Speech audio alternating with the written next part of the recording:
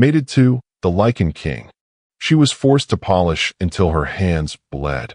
The air was thick with the scent of damp stone and despair.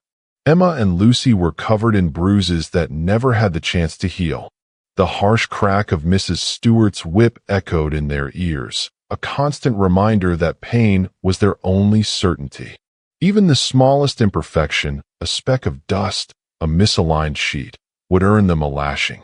No food, no rest, only torment. The scars on their backs bore testament to their suffering, each one a silent scream against their tormentor's cruelty. Tonight was no different. Tonight, they were nothing more than broken dolls being worked to death. Emma had lived in this home for a decade, ever since her parents were executed by the former alpha for their crime, being rogues. The punishment had been swift, and she had been left behind, too young to fight, too powerless to escape. She was thrown into the home where she met Lucy, a fellow rogue who had no family to claim her either. They suffered together, worked together, and now, as Emma's 18th birthday loomed, they prepared for the worst. The new alpha had taken over a year ago, and he was far more ruthless than his father. When he declared that all rogues were to be executed upon reaching adulthood, fear spread through the home like wildfire. The verdict was expected to be held on Lucy's birthday, and Emma had prepared herself for 2 more months of agony before her own execution. But the night before, a chilling announcement was made. Emma's fate would be decided alongside Lucy's. The shock and terror that gripped her were worse than any beating she had ever endured. They wouldn't even grant her the last 2 months of life she had clung to as her only hope. Far beyond the borders of the Pack's territory, the Lycan King had taken personal interest in the growing number of rogue children being captured and executed. His people, superior in strength and bloodline, ruled the shifter realm, and while he rarely meddled in werewolf affairs, the slaughter of rogues before they reached adulthood was insane. It was inhumane to execute a rogue unless they had committed a crime or reached the age of maturity, and yet packs across the land continued to do so unchecked. Children should not bear the punishment for the crimes of their parents. Justice was meant to be served to the guilty, not their offspring. Yet, time and time again, the cruelty of packs saw innocent young lives snuffed out simply for their bloodline. King Julian decided to investigate personally, knowing that the truth was often hidden behind layers of deception. He had heard rumors of the home mistreating rogue children, of verdicts being handed down before their time. If such corruption was indeed happening, he would put an end to it himself. When the home received word that the Lycan King himself would be arriving, Mrs. Stewart's cruelty intensified. She worked Emma and Lucy to the bone, forcing them to clean every inch of the home under threat of severe punishment. If there was so much as a wrinkle in the sheets, they would be beaten. If a single speck of dust remained, they would be denied food. But none of it mattered because the Alpha had already decided their fate. She wanted them gone before the king arrived. The night before Emma's execution, Lucy held her friend's hand tightly. "We have to run," she whispered. Emma shook her head. "There's nowhere to go. We can't just accept this. If we run, they'll catch us. If we fight, they'll kill us anyway." Tears burned Lucy's eyes, but she had no words to argue. They were trapped, and they both knew it. Morning came too soon, but before they left the home, Emma and Lucy were forced to complete one final round of grueling chores. Their bodies battered and weak. They scrubbed the floors until their knuckles bled, polished the wooden banisters until their arms shook, and carried heavy buckets of water up and down the halls. Any sign of exhaustion resulted in brutal punishment. When Emma collapsed from sheer fatigue, gasping for air, Mrs. Stewart's cold eyes gleamed with cruel delight. "Lazy little rat," she hissed, raising the whip. "You think you can slack off? Get up. Please, she just needs a moment." Lucy pleaded, stepping forward, but a sharp glare from Mrs. Stewart made her recoil. "Silence." The whip cracked through the air, striking Emma's back with brutal force. A strangled cry escaped her lips, despite her best efforts to remain silent. Another lash followed, and then another. The pain was excruciating, white-hot agony searing through her spine. Gritting her teeth through the searing pain, Emma refused to scream, refusing to give their tormentor the satisfaction. When the punishment finally ceased, she struggled to her feet, her dress clinging to her bloodied back. Lucy rushed to her side, barely holding back tears. "Come on, let's get you changed," she whispered, her voice thick with worry. Emma nodded weakly, allowing her friend to guide her away. They both knew they had little time before the verdict, but Emma would not stand before the crowd drenched in blood. It was the last shred of dignity she could claim. As they stepped outside, a convoy of gray luxury cars rolled to a stop in front of the home. Had the king arrived early? Instead, several men in sharp suits emerged. One of them was different, his presence more commanding than the others. Emma dared to glance up for just a second before quickly looking away, her rogue status forbidding her from making eye contact. But in that brief moment, she felt something stir within her. The man's gaze lingered on her, his gray eyes narrowing as if he recognized something in her that he couldn't place. Mrs. Stewart stepped forward to greet them. "Welcome, sir. I assume you are the king." The man scoffed. "I am his beta." A chill ran down Emma's spine when she heard his voice. If the beta was here, then the king was close. But Mrs. Stewart, fearing that the girls would somehow catch the king's attention, quickly ushered them away before they could hear more. As they were walking to town, Emma's instincts screamed that something was wrong. A shiver ran down her spine, a deep unease settling in her gut. The man with the silver eyes. His stare was unrelenting, piercing, as if he was searching for something within her. A strange pull tightened in her chest, an inexplicable draw that made her heart race. Her rogue status forbade her from making eye contact, but she felt compelled, almost as if something inside her yearned to meet his gaze. Who was he? And why did he unsettle her so much? Her breath hitched as she quickly looked away, her pulse pounding in her ears. A strange warmth coiled in her chest, both unsettling and intoxicating. She wasn't sure if it was fear, curiosity, or something else entirely. Why did his gaze feel different? Why did it send shivers down her spine, making her stomach twist in ways she didn't understand? She bit her lip, forcing herself to ignore the strange pull she felt toward the silver-eyed man. Whatever this was, she couldn't afford to acknowledge it. Not today. She couldn't afford distractions. Not today. Whatever that feeling was, she had no time to decipher it. Her fate was already sealed. As they walked down the worn path leading out of town, Lucy glanced toward the distant forest, her voice barely a whisper. "If we were stronger, we could run." Emma followed her gaze, her chest tightening. The road stretched endlessly before them, an impossible escape shimmering just out of reach. "We wouldn't make it," she murmured. "Not like this. I hate this. Knowing we're walking to our deaths, and there's nothing we can do." Emma swallowed hard, gripping Lucy's wrist. "We keep moving. No matter what happens, we don't show them fear." Lucy nodded, but her fingers trembled in Emma's grasp. The feeling of eyes watching them only grew stronger, and despite everything, Emma couldn't shake the lingering pull of the silver-eyed man. He had unsettled her, but he had also felt different. Emma was forced to her knees in the square, her hands bound strongly behind her back as the Alpha stood over her, his blade gleaming in the morning light. He was alone, the master of their fate, his authority unquestioned. She could feel Lucy's presence just a few feet away, standing to the side, her body shaking with silent sobs. The Alpha stepped forward, his voice echoing through the hushed crowd.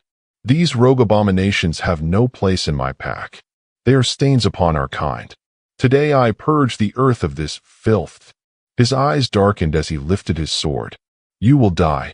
"No, no, please," Lucy cried, her voice breaking, but the guards held her firmly in place. The Alpha sneered at Emma, tightening grip on his sword. "Filthy rogues, this is the price for your kind." Emma's body trembled, but she lifted her chin, refusing to give him the satisfaction of her fear. The blade was raised, the crowd silent, waiting for the inevitable. The end was moments away, but just as the blade was about to descend, a thunderous voice rang out. "Stop!" A powerful aura crashed over the square, sending everyone to their knees. A towering figure in a dark coat stepped forward, his presence undeniable, his authority absolute. Behind him, his beta and a contingent of soldiers stood at attention, their sheer presence striking fear into all who dared oppose him. The Lycan King had arrived. Julian's gray eyes swept across the scene, and his gaze landed on Emma. His breath caught in his throat. There was something about her, something that called to him. And yet, she was just a rogue.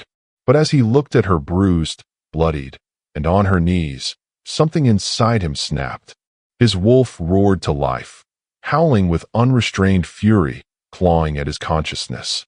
The sight of her in such a state, moments from execution, made his instincts go wild with possessiveness and rage. He clenched his fists, barely holding himself back. This wasn't just pity or outrage. This was something deeper, something primal. His wolf demanded action, demanding that he take her, protect her. And Julian had never felt anything so intense in his life. "You cannot execute her," Julian declared, his voice laced with command. "She has not yet reached maturity." The Alpha clenched his jaw, straightening his posture as he glared at the Lycan King. "With all due respect, Your Majesty, the law states that the Alpha of the pack has the final say over rogues within his territory. I have decided they will die today." Julian's gray eyes darkened, his voice a quiet storm. His wolf bristled beneath the surface, a possessive growl threatening to escape as he fought for control. The sight of Emma, trembling yet defiant, ignited something primal within him, something undeniable. His wolf recognized her, claimed her, but Julian refused to acknowledge the growing pull. "Not yet. You forget another law. Alpha, the maturity law." Julian's voice was low, menacing. "Rogues are not to be executed before they have reached the age of maturity, unless they have committed a crime. This girl," he gestured toward Emma, "is not yet 18. The Alpha scoffed. "That law does not apply here. She is a rogue. She does not deserve the privilege of such laws." A deadly silence fell over the square. Julian took a slow step forward, his presence suffocating, his wolf dangerously close to the surface. "You dare challenge me?" His voice was low, lethal. "You, an alpha of a mere werewolf pack, believe you hold more authority than the Lycan King." His beta and soldiers tensed, their hands clenched, prepared for any sign of defiance. Emma was forced to her knees in the square, her hands bound tightly behind her back as the Alpha stood over her, his blade gleaming in the morning light. He was alone, the master of their fate, his authority unquestioned. She could feel Lucy's presence just a few feet away, standing to the side, her body shaking with silent sobs. The Alpha stepped forward, his voice echoing through the hushed crowd. "These rogue abominations have no place in my pack. They are stains upon our kind. Today I purge the earth of this filth." His eyes darkened as he lifted his sword. "You will die." "No, no, please." Prepared for any sign of defiance. The Alpha hesitated, a flicker of fear finally breaking through his arrogance. He opened his mouth as if to protest, but the weight of Julian's power bore down on him like an immovable force. A crushing pressure filled the air, suffocating and overwhelming. The aura of the Lycan King surged through the square, sending a primal wave of fear through all present. The Alpha's fingers twitched around his sword, but he couldn't hold it.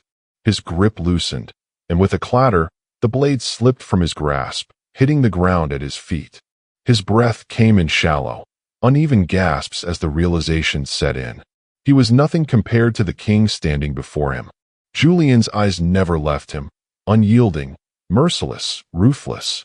"You will remember your place, Alpha," he said, his voice a lethal whisper, "and you will kneel before your king." The Alpha swallowed hard, stepping back slightly. His bravado shattered under the force of Julian's presence. Julian turned to his beta. "Take them." The guards released Emma and Lucy, but as they tried to escape, Lucy stumbled. Without thinking, Emma ran back, grabbing her friend just as the Alpha moved to strike. But before he could land the fatal blow, Julian stepped in, his mere presence forcing the Alpha to freeze. Julian didn't understand why he had so much compassion for this girl with Emma's black hair and dark blue eyes, a shade too rare for a werewolf. But as he looked into her trembling form, his wolf stirred. The beta and soldiers quickly escorted Emma and Lucy to the sleek black car waiting at the edge of the square. Every touch on Emma's skin made her wince, her back raw from the morning's lashes. Fear clung to the girls, like a second skin, their minds spiraling into panic. They had been taken, but to what fate? Their experience had taught them that mercy did not exist for rogues. Elias, Julian's beta, observed the scene in silence. He had known the king for years, had fought beside him through countless battles, yet he had never seen Julian react the way he did today. The growl that rumbled from the Lycan King's chest when Emma flinched had been more than just irritation. It had been primal, possessive. Something wasn't right. Julian was usually indifferent to prisoners, let alone rogues. But this one, there was something different about her. Elias narrowed his eyes as he slid into the car beside his king. He had a strong feeling that whatever was happening, Julian hadn't yet realized it himself. But Elias had seen the signs before. Signs of a mate bond. And if his suspicions were correct, things were about to get a lot more complicated.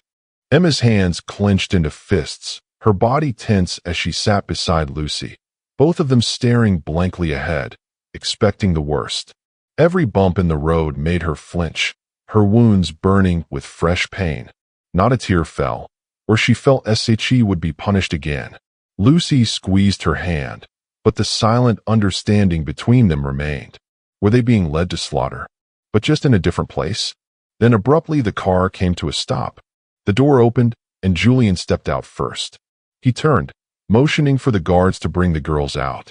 Confusion flickered in Emma's eyes, but she obeyed, stepping onto the dirt road with shaky legs. The vast open land stretched before them, the dense forests marking the distant borders of their suffering. Julian folded his arms, his gray eyes steady as they rested on them. Doubt gnawed at him, an unfamiliar weight pressing against his usual certainty. He had given countless orders, made decisions that shaped entire territories. Yet, this moment felt different. Was he truly offering them a choice? Or was he simply convincing himself? His wolf stirred restlessly, watching Emma with an intensity that unsettled him. He forced himself to maintain his firm stance, unwilling to show the conflict brewing within him. "You are not prisoners," he said, his voice carrying an authority that left no room for doubt. "You are not going to be executed. You are safe." Emma's breath hitched, her mind rejecting the words. "Why would you save us?" she whispered, her voice barely audible. "We are rogues." "No one saves rogues, Your Majesty." Julian's expression remained unreadable. "Because you deserve a choice," he said. "You can leave if you wish, but you won't survive long on your own as rogues so fragile. Or you can come with me, to the Lycan Kingdom. You will be protected there." Emma and Lucy exchanged glances, uncertainty swimming in their eyes. Running meant certain death. Staying with him meant the unknown. But the way he spoke, the power he carried, it felt like for the first time, someone was offering them more than a death sentence. After a moment, Emma took a deep breath and nodded. Lucy, with tears brimming in her eyes, followed suit. Julian watched them closely as they settled in the car. He could sense their fear, their bodies coiled tight, like wounded animals waiting for the final blow. Every time the car hit a bump, Emma flinched, making his wolf growl, and he didn't miss the way Lucy's grip on her arm tightened, so tight it would leave bruises. His wolf rumbled in discontent at the sight of them trembling, the scent of their fear making something primal inside him restless. He clenched his jaw, trying to understand why it unsettled him so much. They were just rogues, weren't they? With a frustrated sigh, Julian ordered the driver to stop. The car pulled to the side of the road, dust swirling around them as the guards exchanged wary glances. Without explanation, he stepped out and opened the door, his gaze locking onto the girls. "Out," he growled. "Now." Emma and Lucy hesitated, their eyes darting between each other before obeying, stepping onto the dirt road with shaky legs. The crisp air did little to ease their panic, their bodies still tense, waiting for whatever punishment was to come next. Julian folded his arms, his gray eyes steady as they rested on them. He could feel his wolf stirring, but he ignored it. "You are not prisoners," he said, his voice firm. "You are not going to be executed. You are safe." Emma's eyes searched his face, her voice barely above a whisper. "Why would you save us?" she asked, her tone laced with sorrow. "We are rogues." "No one saves rogues, Your Majesty." Julian clenched his jaw, his wolf bristling at the sheer despair in her tone. He had heard many plead for their lives, had seen countless faces twisted in fear. But this was different. This was not a plea for mercy, not a desperate attempt to bargain. This was a resignation. A girl who had already accepted death and could not fathom why it had been denied her. Something deep inside him recoiled at the thought. He shouldn't care. He had no reason to. But the idea of her believing she was worth nothing made his wolf snarl in defiance. He hated it. Hated the idea that someone had stripped away even the smallest glimmer of hope from her soul. And worse, he hated how much it affected him. Why did it matter? She was just a rogue, a nobody. And yet, the pain in her voice twisted inside him, igniting something he couldn't yet name. Julian felt something inside him ease as the girls agreed to come with him instead. Relief. The feeling was foreign to him, and he couldn't understand why it mattered so much that these two lowly rogues had chosen to stay. His wolf settled, pleased in a way that made no sense. There was something about Emma, something that went beyond mere obligation, and it was beginning to unsettle him. Upon arriving at the Lycan Kingdom, Julian wasted no time in assigning them a place. Though his mind wavered with an uncharacteristic hesitation, he was always decisive, always certain of his actions. Yet something about this moment gnawed at him. Was it empathy? Possessiveness? He quickly pushed the thought aside, unwilling to dwell on the strange emotions bubbling within him. It was his duty to oversee his kingdom, to ensure order. But why did it feel like something far more personal when it came to Emma? Was he being too protective, too involved? He justified his decision, reminding himself that they were merely two fragile rogues who needed to be monitored. Yet as he gave his orders, a strange sensation coiled in his chest, making it difficult to ignore the weight of his own actions. He led them into the castle and introduced them to the head maid, an older woman with sharp eyes, but a kind demeanor.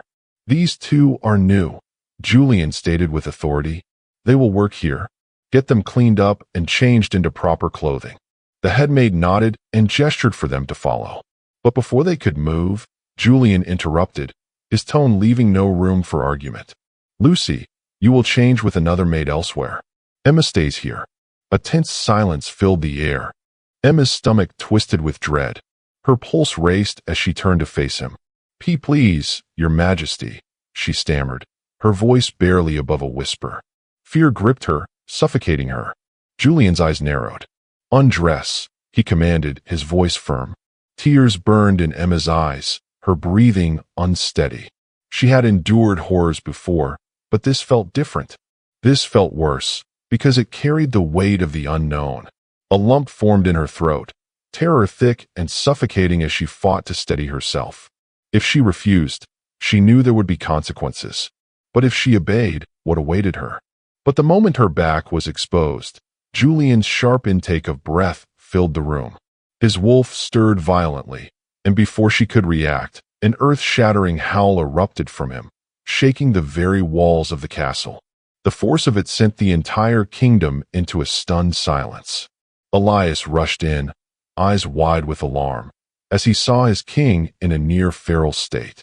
"Julian, control yourself," he urged, his voice firm. But Julian couldn't. His wolf clawed for dominance, roaring in outrage at the sight of Emma's wounds. Every scar, every lash mark burned into her skin sent him spiraling into a fury he couldn't contain. He had known pain, had seen suffering. But this? His mate had endured torment beyond comprehension. Elias acted fast, grabbing Julian by the arm and pulling him back. "You need to step out, now," he said, his voice sharp. Julian's fists clenched, his entire body vibrating with an uncontrollable fury. His breathing was ragged, his vision clouded by the red haze of his wolf's rage. Every instinct demanded retribution, to find and tear apart whoever had inflicted such suffering on his mate. The urge to claim, to protect, to destroy was overwhelming, but Elias's firm grip on his arm grounded him. "Julian, control yourself." Elias's voice was sharp, urgent. Julian's chest heaved as he fought against the primal need clawing inside him. His claws had already elongated, his canines aching to shift. He could feel his wolf pushing forward, howling for justice, demanding he take Emma and shield her from everything that had ever harmed her. But he couldn't terrify her more than she already was. With a final shuddering breath, he let Elias yank him out of the room, slamming the door behind them. He leaned against the wall, his hands shaking as he ran them through his hair, still struggling to contain himself. Inside, Emma remained frozen, her heart racing, her body refusing to move. She had never seen such raw emotion from anyone before, especially not from someone as powerful as the Lycan King. The memory of his howling rage echoed in her ears, leaving her more confused than ever. Lucy rushed to her, wrapping her arms around Emma's shaking body. Emma stiffened at first, her mind still reeling from what had just happened. The memory of Julian's wild, uncontrollable howl echoed in her ears, and she couldn't shake the image of the raw fury in his golden eyes. Was he angry at her, at what had been done to her? And why did his reaction stir something in her chest that she couldn't name? She wanted to feel safe in Lucy's embrace, but confusion gripped her too tightly. "Lucy," she whispered, her voice barely audible. "What just happened?" Lucy tightened her grip, pressing a comforting hand to Emma's back. "I don't know," she admitted. "But whatever it wasn't nothing." "Are you okay?" she whispered, eyes wide with concern. But Emma barely heard her, her thoughts spinning as she stared at the door Julian had disappeared through. What had just happened? And why did it feel like the entire world had shifted in that moment?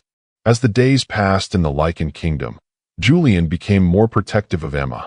His watchful gaze followed her every move, lingering in ways he didn't quite understand. His wolf grew restless, pacing beneath the surface, demanding to be closer, to protect her. "Why do I feel this way?" he growled to himself, his mind racing with emotions he couldn't quite grasp.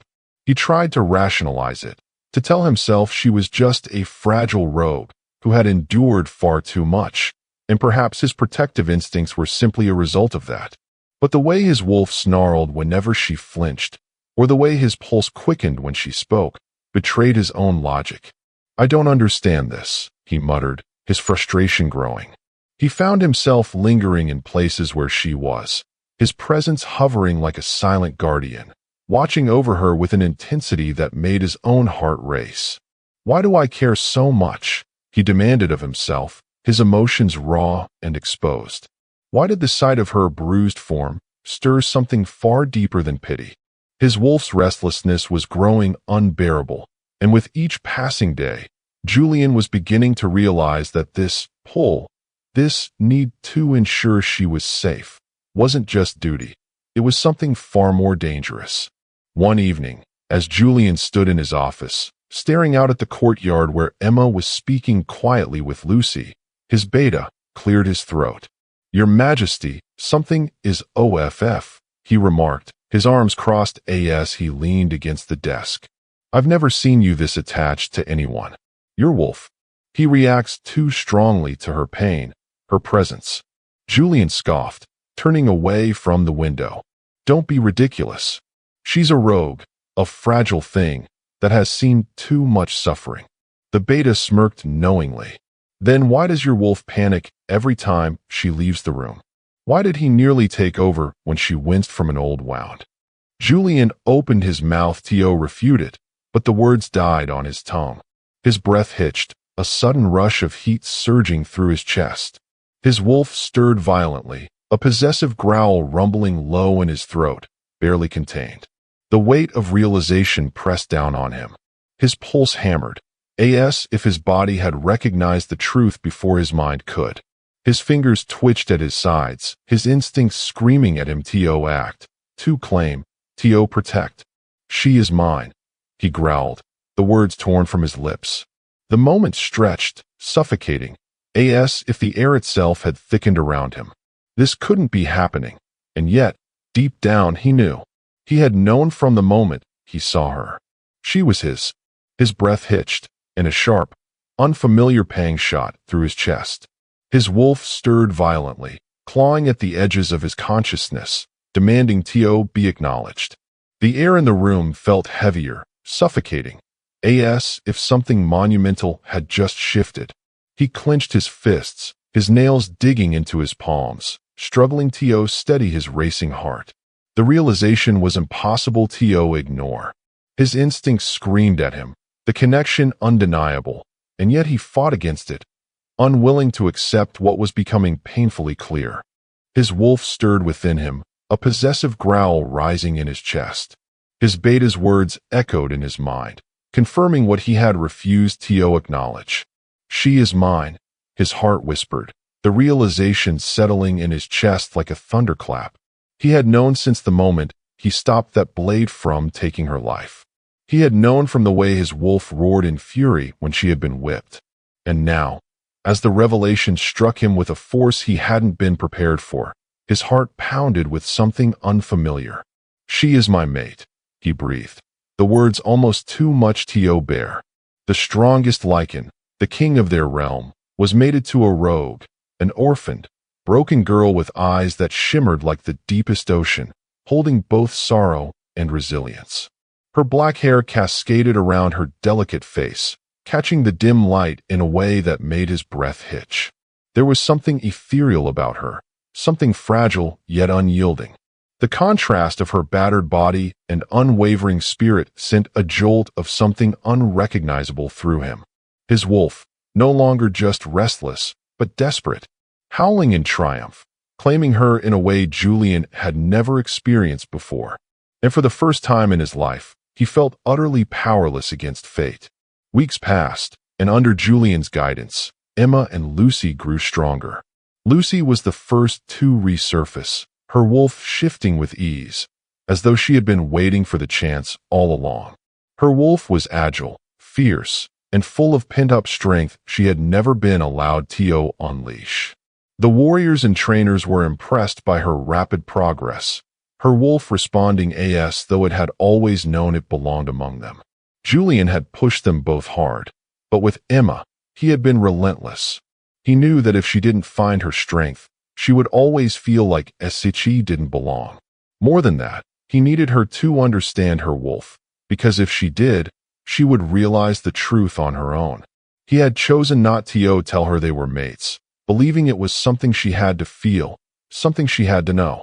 If he simply told her, it would mean nothing. But if her wolf recognized him, if she felt it in her bones, then there would be no denying it. And so he waited, pushing her beyond her limits, knowing that the moment her wolf surfaced, she would understand everything. Emma, however, struggled. Her wolf remained dormant, unwilling to surface despite the endless training and encouragement from Julian. She fought hard, determined not to be left behind, but something inside her resisted. It was as if her wolf was waiting for something, until the night she finally emerged. Julian had insisted she run alone beneath the full moon, urging her to let go of her fears and embrace her instincts. The wind rushed past her, the moonlight guiding her steps as she moved through the dense forest. Her breath came in ragged pants, her muscles burning from exertion. But something about this night felt different. The primal energy in the air, the sharp scent of the trees, the pull in her chest. It all felt like something inside her was on the verge of waking. And then she felt it. A force unlike anything before surged through her. Her bones ached, her skin prickling with electricity. She stumbled forward, her vision shifting, the world spinning. Heat exploded inside her, and before she could stop it, she changed. Her wolf was unlike any the pack had ever seen. Massive, towering over even the strongest warriors, her fur was deep midnight black with a faint silver sheen that glowed under the moonlight. She was powerful, unmistakably Lycan. The gasps of those who had witnessed the transformation were swallowed by the silence of AWE. Even Lucy, who had cheered her on from the sidelines, was speechless. And then came a presence behind her. Strong, overwhelming, familiar. Julian. He had been watching, waiting for this moment. The sight of her wolf sent his own into a frenzy, his breath hitching, his wolf clawing at the surface, howling in triumph. The truth had never been clearer. She was his. You feel it, don't you? He murmured, his voice rough with restrained emotion. Emma shifted back, her body trembling from the force of the change, her mind reeling. She felt raw, exposed, her wolf still lingering beneath her skin. Julian reached for her, his touch grounding her, as he whispered, I've known for some time now, but I needed to be sure you were ready. Ready for what? She asked breathlessly. His gray eyes burned into hers. To know the truth. You are my mate. The world around her seemed too still. Her heart pounded against her ribs, her breath coming in sharp gasps, as she processed his words. Mate. The pull she had felt, the unexplainable bond, the way his presence both soothed and overwhelmed her. It all made sense now. No, she whispered, shaking her head in disbelief. That's not possible. Julian's face was inches from hers, his touch both firm and gentle. It is, he whispered, and it has been from the moment I saw you. Her lips parted, but no words came out. She didn't know what to say, how to react to something so monumental. But as she looked into his eyes, she felt the bond between them hum, undeniable, unbreakable. Julian leaned in, pressing his forehead to hers, his breath warm against her skin. His fingers brushed along her jawline, tracing the delicate curve of her face, his touch both reverent and possessive. The bond between them pulsed, alive and undeniable. Now, we make sure you never doubt your power again, he murmured, his voice thick with emotion. You are more than just my mate, Emma. You are meant to be my queen. You are a Lycan. Emma's breath shuddered, her heart hammering, as the truth settled into her soul. The tension between them was electric, unspoken need crackling in the space between their lips. Julian's golden eyes darkened, his pupils dilating, as his wolf rumbled in satisfaction, demanding what was rightfully his. She felt herself being pulled toward him, as if drawn by an invisible force. Her hands, unsteady yet eager, rested against his chest, feeling the strong, steady rhythm of his heart beneath her palms. His warmth, his scent, everything about him consumed her senses. Julian, she whispered, but the rest of her words were lost as he closed the distance between them, his lips capturing hers in a deep, claiming kiss. It wasn't just gentle, it was raw, filled with weeks of restrained longing, of unspoken truths and suppressed desire. His hand threaded into her hair, tilting her head back, as he deepened the kiss, pouring every ounce of his emotions into it. A possessive growl vibrated against her lips, his need for her barely restrained, yet his touch was reverent, as if she were something sacred. Emma melted against him, her body responding instinctively, her own wolf stirring beneath her skin, yearning for more. Her fingers tightened around his shirt, holding on to him like he was the only thing keeping her grounded. When they finally broke apart, their breaths mingling in the cool night air, Julian rested his forehead against hers once more. You are mine, he whispered, his voice raw, possessive, yet filled with an unspoken promise. And I am yours, she thought, the words echoing in her mind, as if her wolf had spoken them. Always. The realization was both exhilarating and terrifying. She was his mate, his queen, and she knew that nothing would ever be the same again. But as she looked into Julian's eyes, she knew that she was ready to face whatever came next, as long as she was by his side. I am yours, she whispered, the words barely audible, but Julian's eyes flashed with triumph, his wolf howling in victory. And as they stood there, wrapped in each other's arms, Emma knew that she had finally found her true home, her true mate, and her true self. Emma. The world around me felt like a dream, yet my heart pounded with a reality I couldn't escape. My lips still tingled from Julian's kiss, the heat of his touch lingering on my skin. My wolf hummed in satisfaction, reveling in the bond that had been sealed. But my mind, my human side, was in chaos.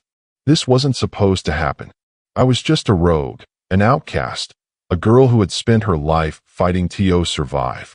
And now, suddenly, I was meant to be queen. My mate was the Lycan King, the most powerful being in our realm. It was too much, too fast. Panic clawed at my chest.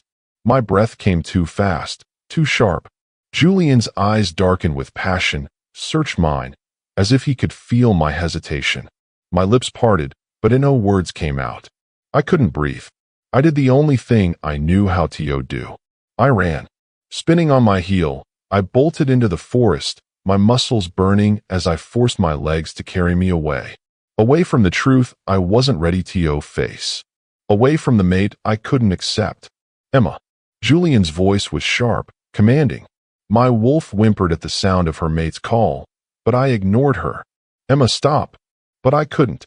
I needed space. I needed air. I needed to figure out who I was before I let fate decide it for me. Julian.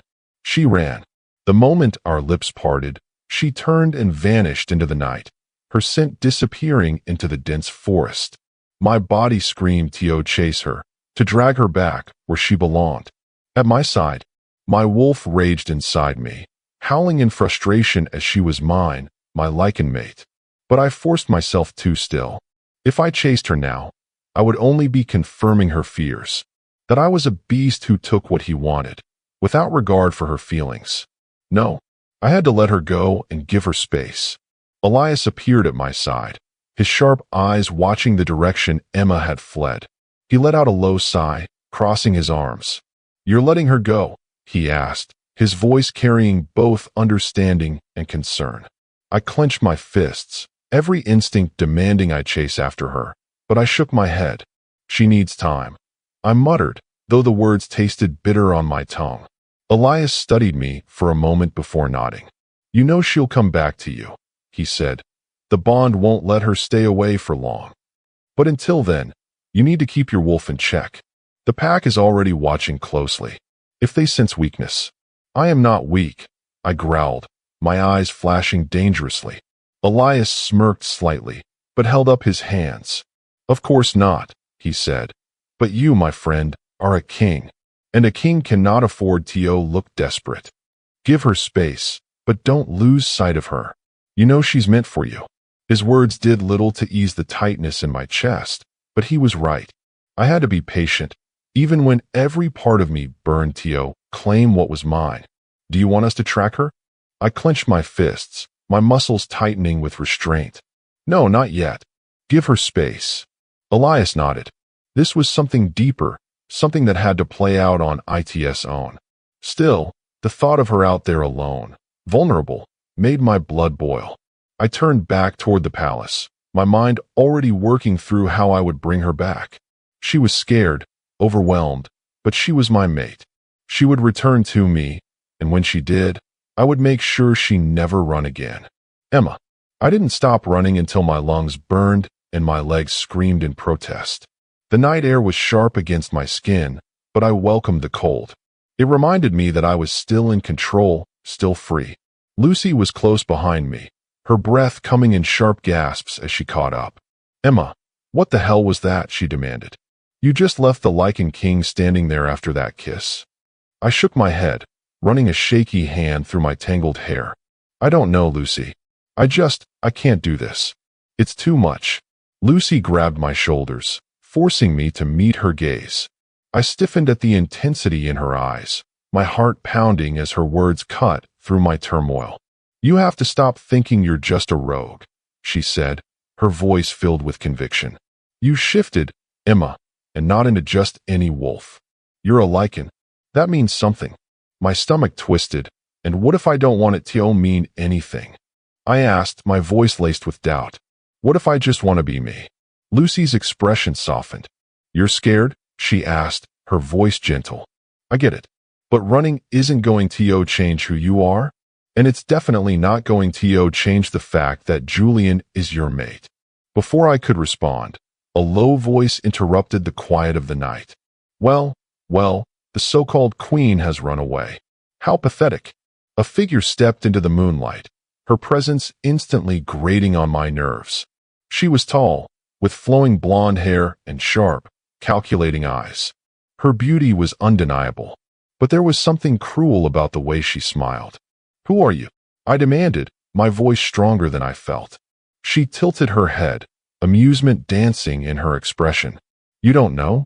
she asked, her voice taunting.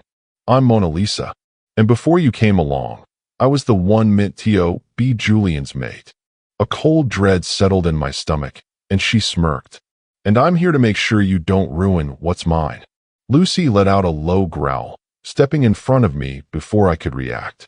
"You don't belong here, Mona Lisa," she said, her voice steely. "And you sure as hell don't have any claim over Julian." Destiny chose Emma as his fated mate. Mona Lisa's smirk faltered for a brief second before she sneered. A rogue could never be queen. Lucy took a step forward, her presence crackling with defiance. "She already is. And if you have a problem with that, I suggest you take it up with the Lycan King himself." Mona Lisa hesitated, her calculating eyes flickering between us before she scoffed. "This isn't over. You don't belong here. You never will."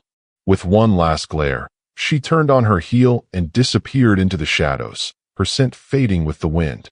I let out a shaky breath, my entire body trembling. Lucy placed a firm hand on my shoulder, grounding me. "Don't let her get inside your head, Emma," she said, her voice steady. "She's just bitter because Julian never wanted her." I swallowed hard, my mind swirling with uncertainty. What if she's right? I asked, my voice laced with doubt. What if I don't belong here? Lucy squeezed my shoulder, then proved her wrong. "You are more than a rogue, Emma," she said, her voice filled with conviction. "You are strong, Emma. And whether you accept it or not, you were born for this." Her words settled in my chest, warm and grounding. I still didn't have all the answers, but for now I knew one thing. I took a deep breath, feeling a sense of determination rise up within me. I would face whatever came next, and I would do it with courage. Lucy smiled, as if she could see the change in me. "That's my girl," she said, her voice filled with pride. And together, we walked back into the night, ready to face whatever lay ahead. I wasn't going to let Mona Lisa decide my fate. "Come on," Lucy said, nudging me gently. "Let's go back." By the time we reached the pack house, exhaustion had begun to set in, but the sight that awaited us wiped away any lingering doubt or fatigue. The headmaid stood at the grand entrance, her expression composed but expectant. "Welcome back, Luna," she said with a respectful bow. The title sent a ripple of uncertainty through me. But before I could react, she continued, "Your suite has been prepared, as is customary." Lucy's eyes widened as we followed the maid inside and up the grand staircase, past hallways lined with golden sconces and rich tapestries. When the double doors to my new living quarters swung open, I inhaled sharply. The Luna suite was breathtaking. A massive four-poster bed with intricate carvings dominated the center of the room, draped in deep navy and silver fabrics. A big, beautiful fireplace crackled to one side, casting flickering light across the polished floors and velvet-covered seating areas. Candles glowed from every corner, their soft scent mixing with the fresh night air that drifted in through a set of towering windows. Beyond them, a sprawling terrace overlooked the vast moonlit lands, the view stretching endlessly into the distance. A plush sitting area and an ornate writing desk sat neatly arranged near the grand walk-in closet, its doors slightly ajar, revealing empty shelves waiting to be filled. To the right, an opulent bathroom awaited, complete with a massive soaking tub carved from dark stone. Glistening under the soft chandelier light, gold fixtures adorned the space, while plush towels and fine soaps had already been laid out. It was a far cry from the cramped cold spaces I had known all my life. "Emma, look at this place," Lucy breathed, spinning an AWE. "This is where you belong," she said, "and I even have a room." She pointed at a connected chamber, one usually reserved for a nanny, but still a considerable upgrade from what either of us had ever known. A small group of maids entered, bowing slightly before approaching me. "Luna, we've drawn your bath," they said. "We have prepared some basic garments for now, but your wardrobe will be tailored soon to fit your station." Still overwhelmed, I let them lead me into the luxurious bathroom, where warm water and fragrant oils awaited. I sank into the tub, my tense muscles finally relaxing. The maids worked carefully, washing away the dirt and tension, their hands gentle but efficient. When I emerged, I was dressed in a simple yet elegant gown, the fabric far softer than anything I'd ever worn before. As I stepped back into the main suite, Lucy flopped onto the grand bed, sighing dramatically. "I vote we sleep right here tonight," she said. I chuckled, but the idea was tempting. My heart was still heavy with uncertainty, my mind racing with doubts, especially after that threatening encounter. But at least for tonight, I wasn't alone. I crawled onto the bed beside her, letting the warmth and softness embrace me. As the fire crackled and the soft glow of candles flickered around us, Lucy whispered, "You've come so far, Emma, and this is only the beginning." For the first time, as sleep crept in, I allowed myself to believe she might be right. Encouraged by Lucy, I finally gathered the courage to seek out Julian. My heart pounded as I approached his study, my fingers curling into nervous fists at my sides. The guard stepped aside at my presence, allowing me entrance. Julian was standing by the window, his back tense, his hands folded behind him. The moment I stepped inside, his head turned, his gray eyes locking onto mine with an intensity that made my breath hitch. "Emma," he said, his voice low, controlled, but I could sense the tension beneath it. I swallowed hard. "I wanted to apologize for running," I said, but before I could finish, Julian was in front of me, closing the distance between us with unnerving speed. "You needed time," he said softly. "I understand that. But that doesn't mean I enjoyed watching you leave." His fingers brushed against my arm, a feather-light touch that sent shivers down my spine. "You are mine, Emma," he said, his voice filled with conviction. "And no matter how much you fight it, no matter how much time you think you need, the bond will always bring you back to me." My breath caught, my heart racing. The logical part of me wanted to push him away, to demand more time. But my wolf ached for him, for the connection that had been forged between us. Julian's gaze darkened as he leaned in, his voice barely above a whisper. "The more you shift, the more you'll understand who you are, who we are. And when that time comes, you will never doubt where you belong again." I shuddered, my body betraying me as heat pulled in my core. He was right. I could feel it. And no matter how much I wanted to fight it, I knew I was only delaying the inevitable. I was his, and he was mine. This morning, the entire kingdom was buzzing with whispers and speculation of what happened last night. The news of Emma's shift, of what she truly was, had spread like wildfire. A rogue turned Lycan Queen. It was unheard of, and the reactions were mixed.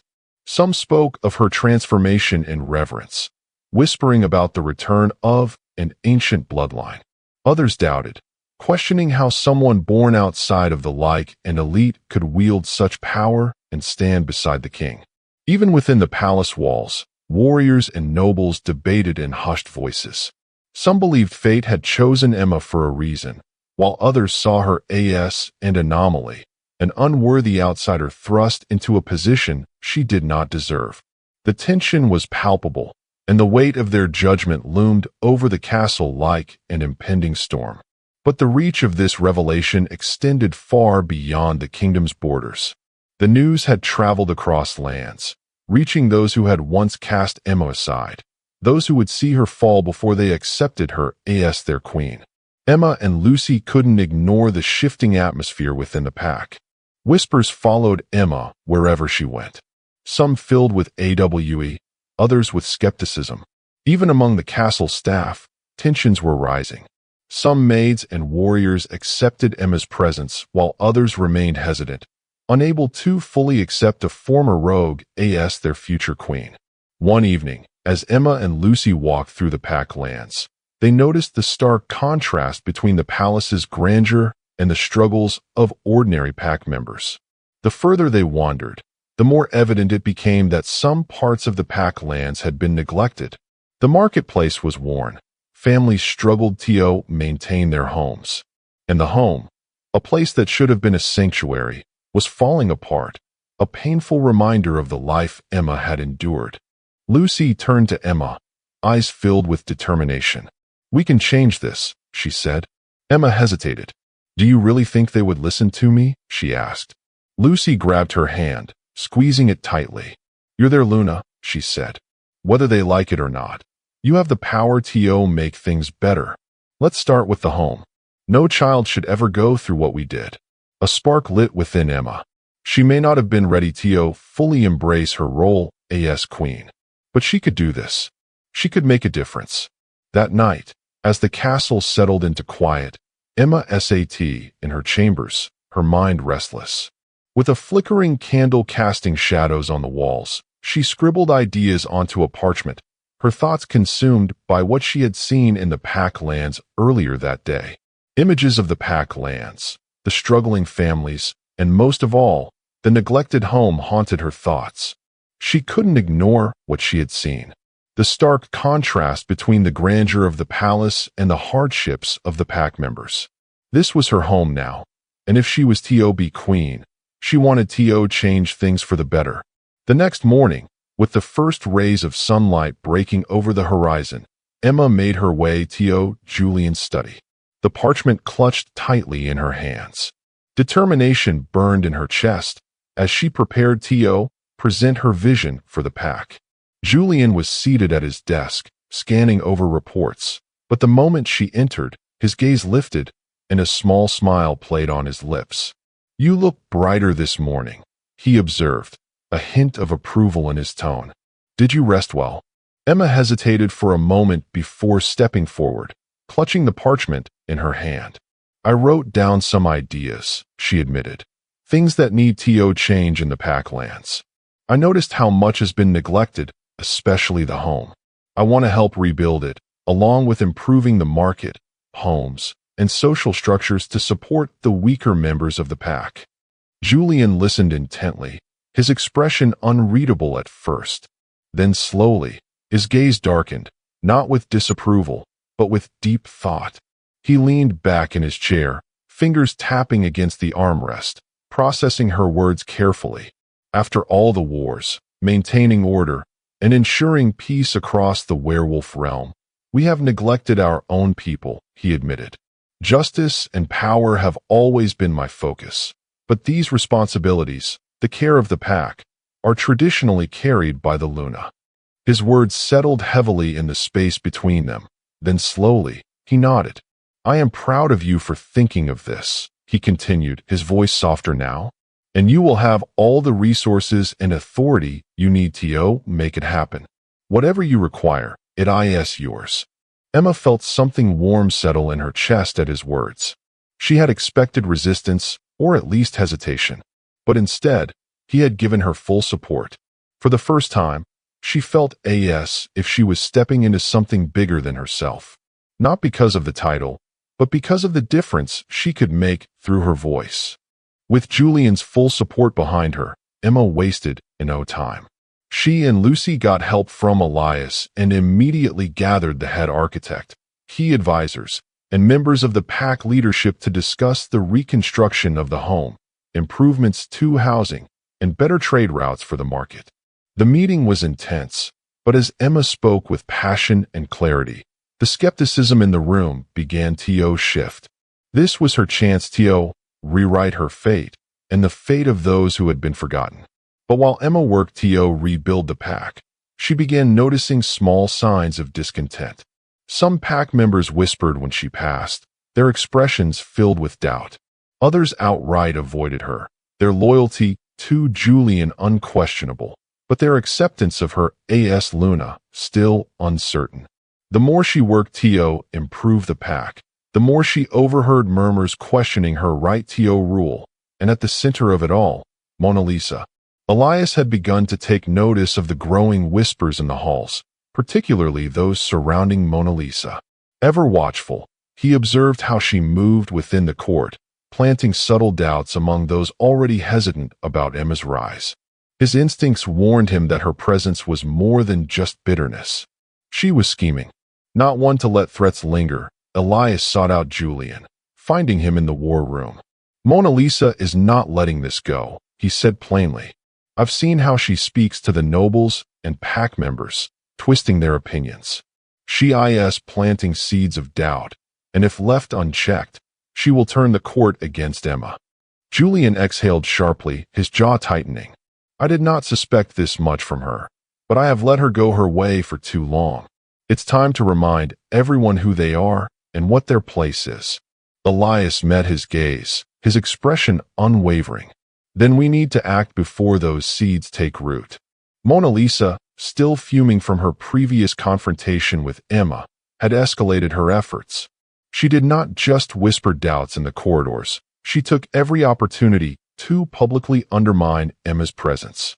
During a routine inspection of the market district, Emma had been discussing plans with merchants when Mona Lisa sauntered into the square, her voice loud enough for all to hear. A queen should be marked, Mona Lisa drawled, her lips curling into a smirk. She eyed Emma. Or at least, that's what I was always taught. Perhaps you're not certain of your place here, you pretend to be. The crowd murmured, a few nodding hesitantly. The weight of Mona Lisa's words hung in the air. Emma felt their eyes flicker to her neck, where no mark yet rested. Heat flushed her skin, not in embarrassment, but in anger.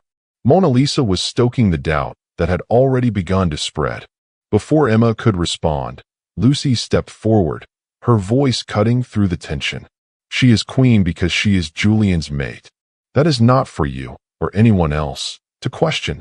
Mona Lisa simply laughed, a melodic mocking sound. Oh, but isn't it? After all, the pack deserves a Luna who is certain of her place. Not one who runs the moment things get too real. Emma clenched her fists, forcing herself to remain calm. But Julian could feel everything through the mate bond. Meanwhile, as tensions grew within the palace, news of Emma's rule had reached far beyond the borders.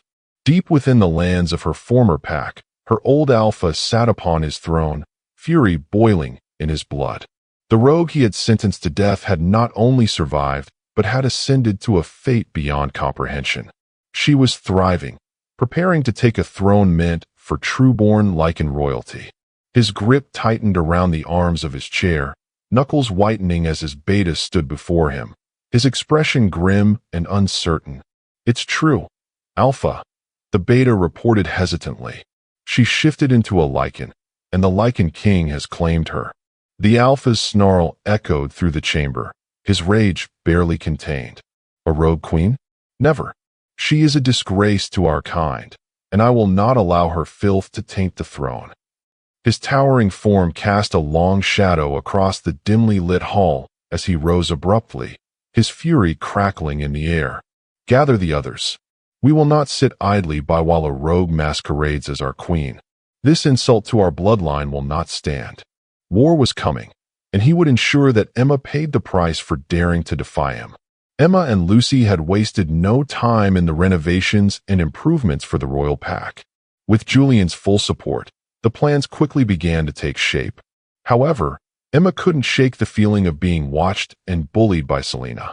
No matter where she went, she could sense Julian's presence lingering close, his scent brushing against her senses like an invisible tether. What comforted? Why could she just not give in?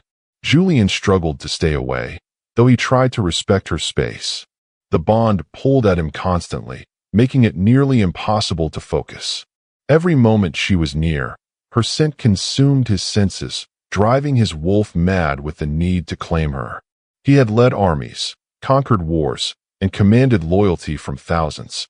Yet this one woman, his mate, was unraveling him piece by piece. He was losing the battle against himself, and the longer she kept her distance, the closer he was to breaking.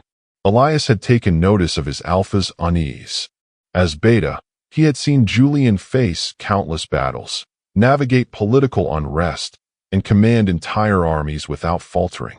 But now, the great Lycan King was undone by one woman, his mate.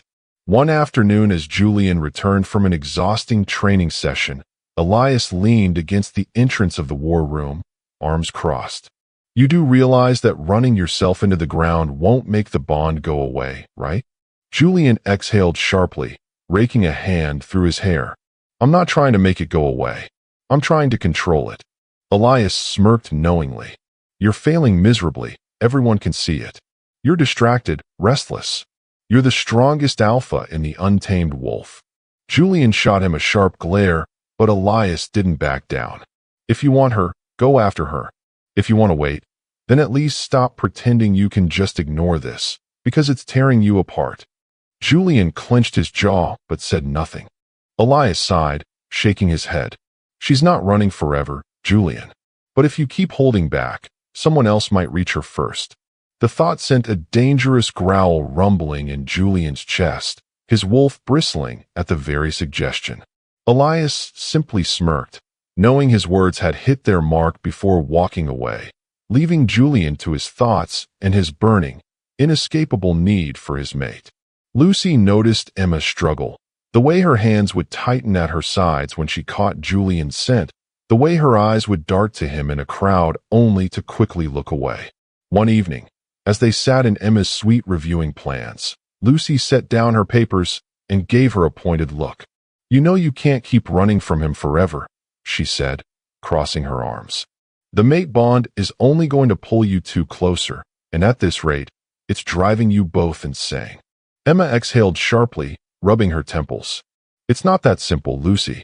I need time, and every time he's near, it's like my thoughts stop making sense. Lucy smirked knowingly, and yet you always know when he's around. That says something, doesn't it? Emma remained silent, biting her lip. Just talk to him, Lucy urged. You owe that to both of you. With a reluctant sigh, Emma finally relented. The next day, she found Julian in the council chambers, reviewing trade reports.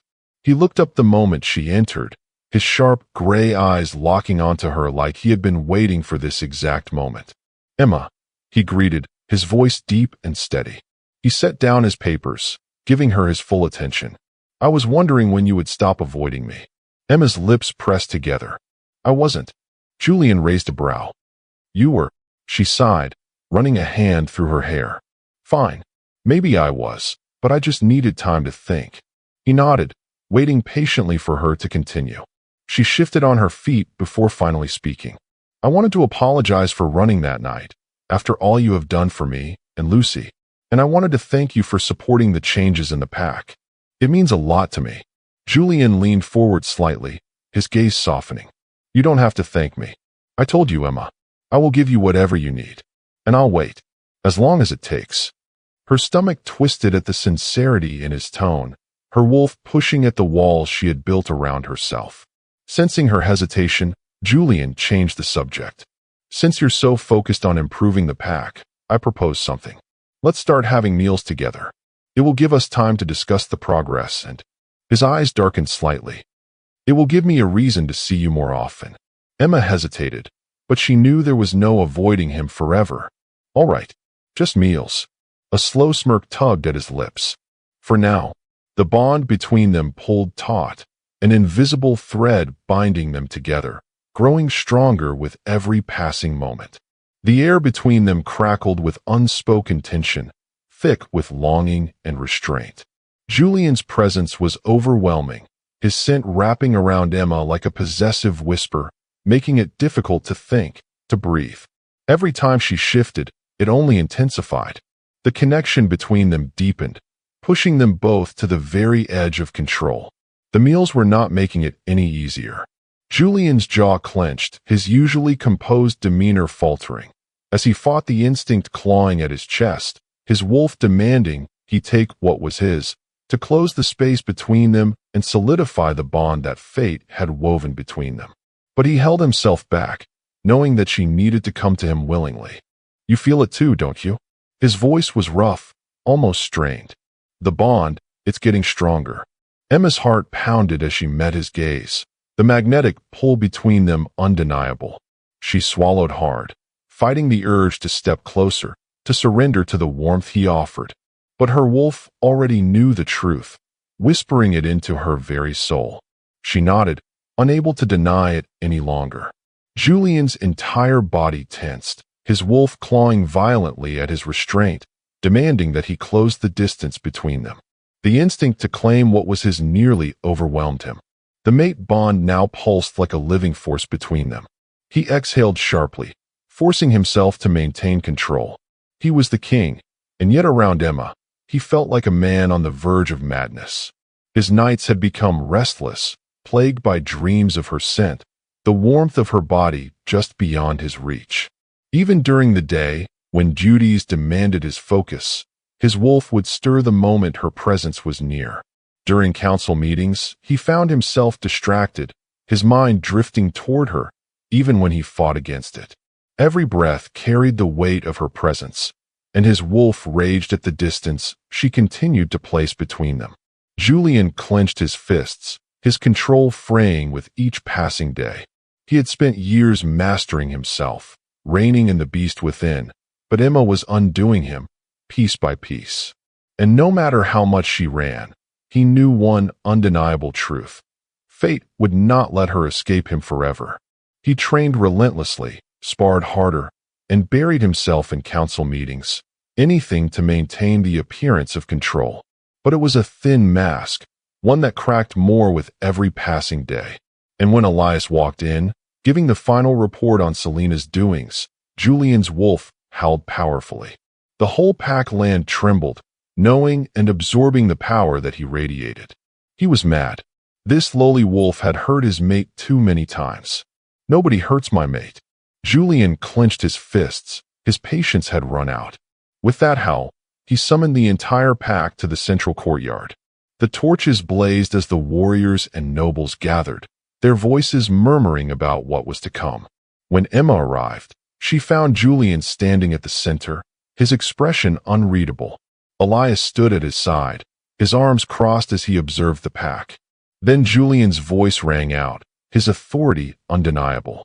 There have been whispers, doubts, and disrespect toward the one who stands beside me. I will make this clear. Emma is my fated mate, and that makes her your queen. Whether you accept it now or not, you will respect her, and you will honor the bond that has been set by fate itself. The murmurs in the crowd were silenced by the weight of his words. Then his gaze landed on Selena. Step forward, he commanded. Selena hesitated, but she had no choice as she approached. Julian's gray eyes burned with fury. You have spent your days whispering poison into the ears of my people. You have disrespected the woman who stands beside me, and tried to turn this pack against its own Luna. Selena opened her mouth, but Julian silenced her with a growl. You are no longer welcome in my court. You will leave these lands and never return. Your loyalty has failed you, and your schemes end today. The punishment was public, final, and left no room for doubt. Julian had chosen his mate, and he would defend her against all. As the crowd dispersed, Emma stood frozen, watching as Selena was dragged away. The weight of Julian's actions settled in her chest. He had saved her, protected her, defended her, and made a statement to his people that she was his, whether marked or not. He claimed her. That night, she couldn't sleep. She tossed and turned, replaying his words, his actions, and the certainty in his voice. Relief and warmth curled inside her. He had defended her against the entire pack, had cast Selena out for trying to undermine her. But fear lurked in the shadows of her mind. Was she truly ready for this? For him? The idea of being marked was terrifying, yet at the same time, the thought of rejecting it felt unbearable. Her wolf had been pleading, the bond tugging at her insistently, demanding she acknowledged what she already knew deep down. This wasn't just about fate, it was about choice, and her heart had already made it. And then, without thinking, she found herself standing outside Julian's chamber. She knocked, barely able to breathe. The door opened, and Julian stood there, shirtless, his expression unreadable. Emma. She stepped inside, her heart pounding. I understand now why I need to be marked. Julian's breath hitched, his wolf surging forward at her words. Are you sure? She met his gaze, determination shining in her dark blue eyes. Yes, but beneath her resolve, uncertainty still lingered. She had never given herself to anyone before, had never known the kind of intimacy that came with the mate bond. A flicker of fear crossed her mind. What if she wasn't ready?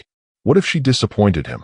Yet, as she looked into Julian's stormy gray eyes, filled with restrained longing and unwavering patience, she knew she wanted this. She wanted him. As she closed the distance between them, Emma hesitated for a moment, her heart pounding in her chest. Julian's breath was UNSDDY, his wolf clawing beneath the surface, desperate to claim her. A flicker of doubt crossed her mind. This was the final step, the moment that would bind them forever. But as Julian gently cupped her face, his thumb tracing a soft line across her cheek, the fear melted away, replaced by something far deeper. His gray eyes burned with raw emotion, his restraint hanging by a thread. Emma, once this is done, there's no going back. You will be mine in every way. She swallowed hard, but there was no fear left, only the undeniable pull of fate and the overwhelming warmth of love. I know, she whispered, and I want this. I want you. But she had never done this before. Julian's expression softened, his wolf still raging beneath the surface, but he held himself back. He reached out gently, cupping her face, his thumb grazing her cheek with a tenderness that sent shivers down her spine. Then I'll make sure it's perfect for you, he murmured, his voice filled with raw emotion. You have nothing to fear, Emma. I will take my time, and I will cherish all of you.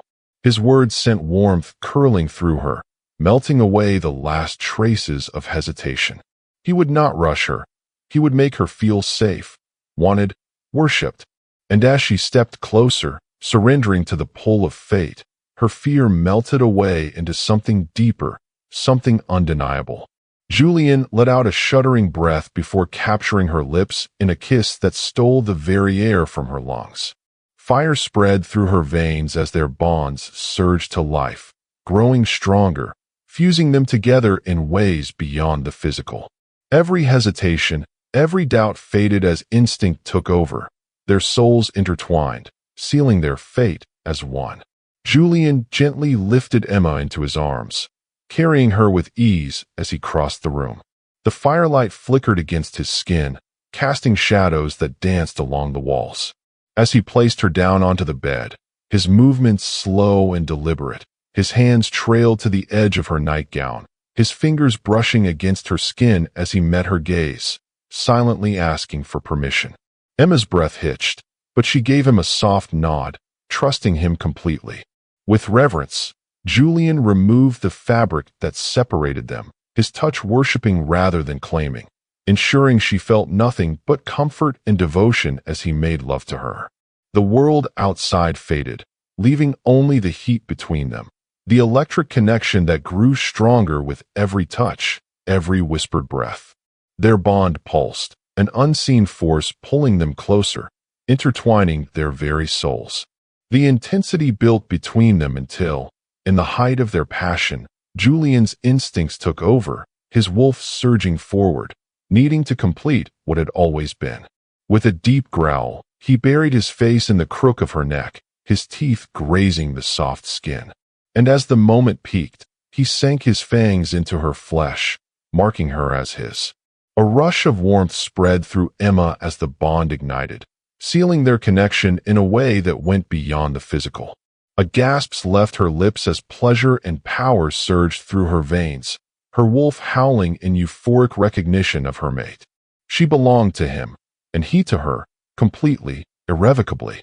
Julian pulled back slightly, his breathing ragged, his lips stained with the proof of their bond. His stormy gray eyes softened as he gazed down at her, brushing a stray strand of hair from her face. Mine, he whispered, his voice filled with unshakable devotion. Emma's breath hitched, her heart pounding as the finality of his claim settled over her. But she felt no fear, only warmth, only belonging. She reached up, her fingers brushing along his JW before whispering back, yours.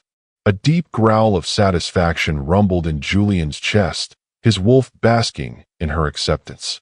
He leaned down, his tongue gently tracing over the fresh mark on her neck, his wolf rumbling in satisfaction as her body shivered beneath him.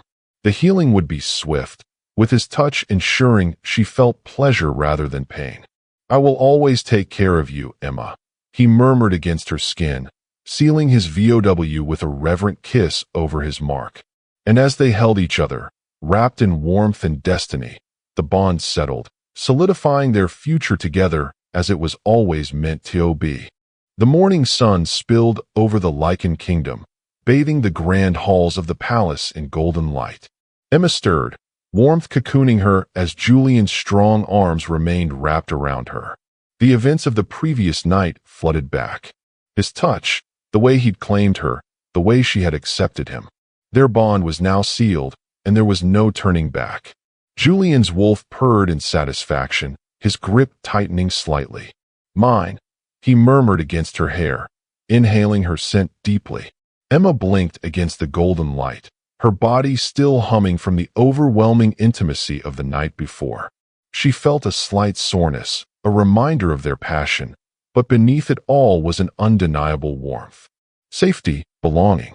She traced lazy patterns on Julian's bare chest, her fingers tingling as she felt the steady beat of his heart beneath her touch. Julian's grip tightened around her waist, his breath warm against her temple. You're thinking too much, he murmured, voice rough with sleep. Emma hesitated before whispering.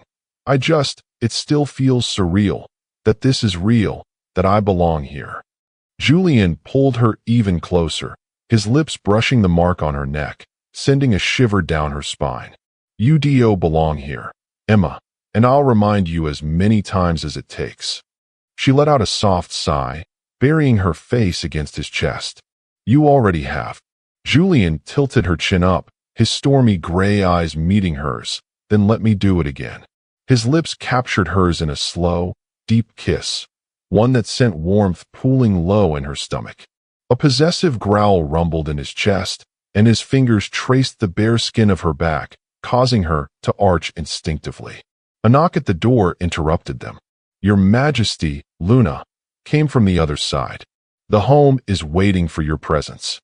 Julian exhaled sharply, pressing one last kiss to Emma's forehead before rolling onto his back. I don't want to leave this bed, he muttered. Emma chuckled, propping herself up on her elbow. Neither do I, but I suppose we have a kingdom to rule. He smirked, tracing a lazy finger along her arm. I'll give you 5 more minutes, and then you'll OWE me. She arched her brow. Oh, you what? His gaze darkened, filled with promise. You'll find out later. Emma couldn't wait to see Lucy. Knowing her friend had no idea about the monumental shift that had occurred. As she entered her Lunar suite, she found Lucy already there, lounging on the plush sofa, her bright eyes widening the moment she saw Emma. You look different, Lucy said, sitting up straight, her gaze sweeping over Emma with curiosity. More radiant, more. She trailed off, then gasped. Wait a second, he marked you, didn't he? A blush crept up Emma's cheeks, and she instinctively touched the fresh mark on her neck. Yes, she admitted, her voice soft yet filled with meaning. It happened last night. Lucy let out an excited squeal, launching herself at Emma and pulling her into a tight hug. Finally, I knew it would happen sooner or later.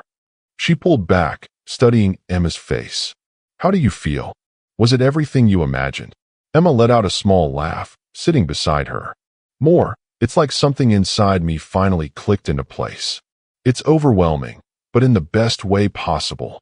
Lucy grinned, nudging her playfully.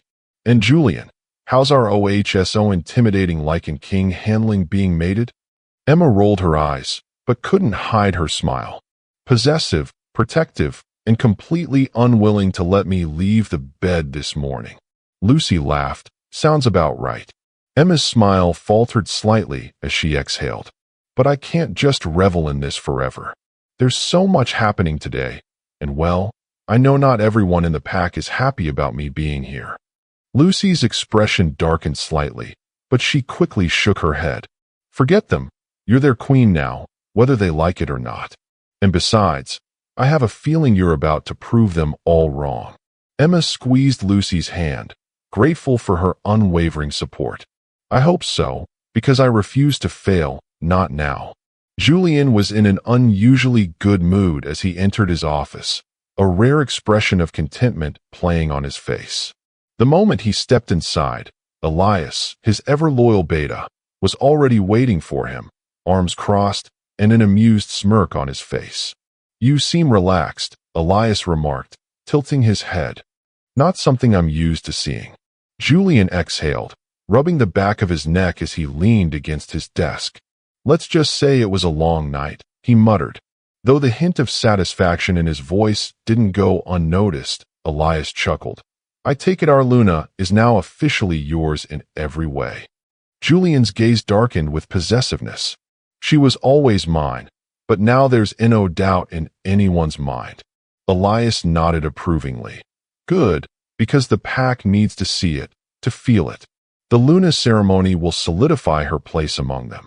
Julian sighed, his expression hardening. "Not everyone will accept her right away, but they will learn. I need you to oversee the preparations for the ceremony. Everything needs to be perfect." Elias inclined his head. "Consider it done. But there's something else you should know." Julian's relaxed demeanor shifted instantly, his instincts sharpening. "What is it?" Elias leaned forward. "Mona Lisa vanished from sight, and I don't trust it. My spies report she has been making contact with the old alpha of Emma and Lucy's pack." Julian's jaw tightened, his wolf stirring with a growl. "Duncan, that bastard always saw Emma as a stain on his pack. If he's working with Mona Lisa," Elias nodded, "then we have a problem. I suspect she's feeding him ideas, twisting the truth, rallying him against Emma's rule."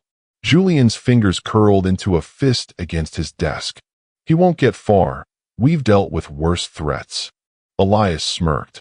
"Of course, but we'll need to stay ahead of them. I'll continue tracking their movements."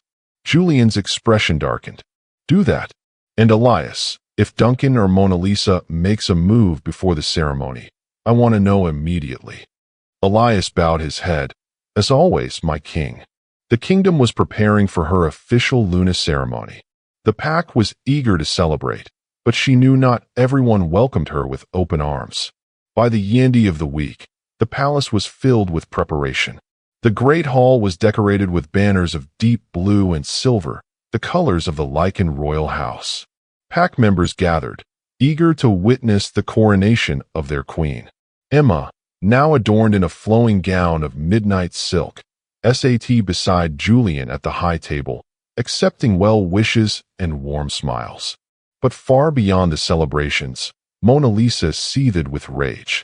She had barely contained her fury when she had heard the news. Emma had been marked. Julian had made it official. Emma, a rogue, was now Luna. It was the final betrayal, the final nail in her coffin. She refused to accept it. Mona Lisa's travels led her through the dense forests to the outskirts of a familiar territory, the land of Emma's former pack.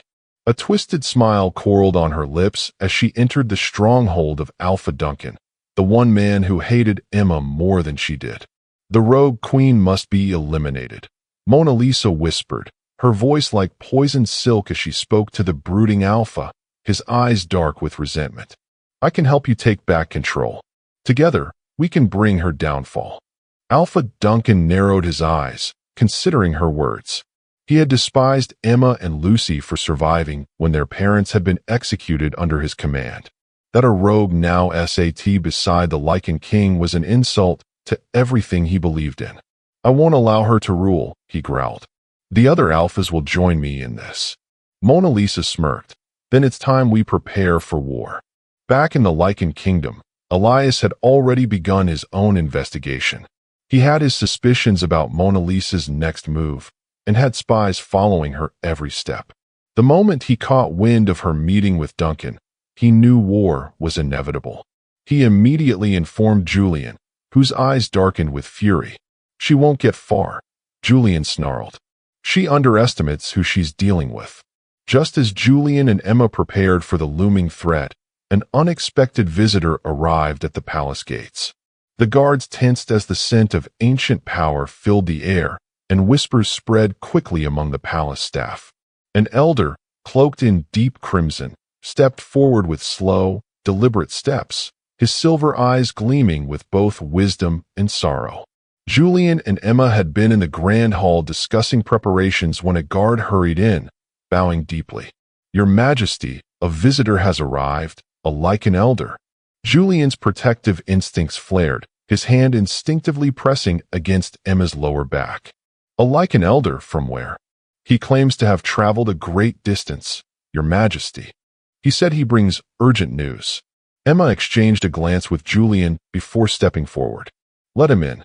Moments later, the grand doors creaked open and the elder entered, his crimson cloak sweeping the marble floors.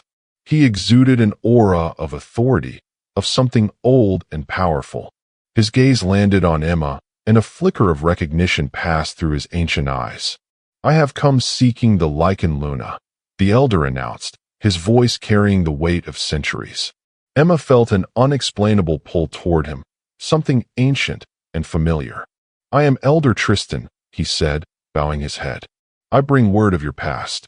The great hall fell silent. Julian stepped forward protectively, his hand resting on Emma's lower back. "What do you mean?" he demanded. Tristan's eyes met Emma's. "You are not just a rogue who became a queen. You are the last heir of the ancient ruling Lycan bloodline. Your family, your true pack, was destroyed in a massacre, thought to have been lost forever until now." Emma's breath hitched, her mind reeling. "My family, the kingdom that should have been yours, was erased from history. And you were not the only one left behind." The elder stepped closer, his voice heavy with revelation. "You have a twin." Julian's jaw tensed, his wolf stirring protectively. "Where is this twin?" Tristan sighed. "Lost, just like you were, but there were whispers, rumors, that one of your blood still walks this world. I made a promise to your parents before they passed, Luna. I swore to protect you and your twin, but fate had other plans. Now I offer my service to you as I once did to them, if you will have me. And I will not rest until your twin is found." Emma's breath caught in her throat, emotions warring within her. She glanced at Julian, who gave her a firm nod of approval. Taking a steadying breath, she turned back to Tristan. "Then I accept." Emma's hands trembled, her heart pounding. She had spent her life believing she was alone, a rogue with no ties.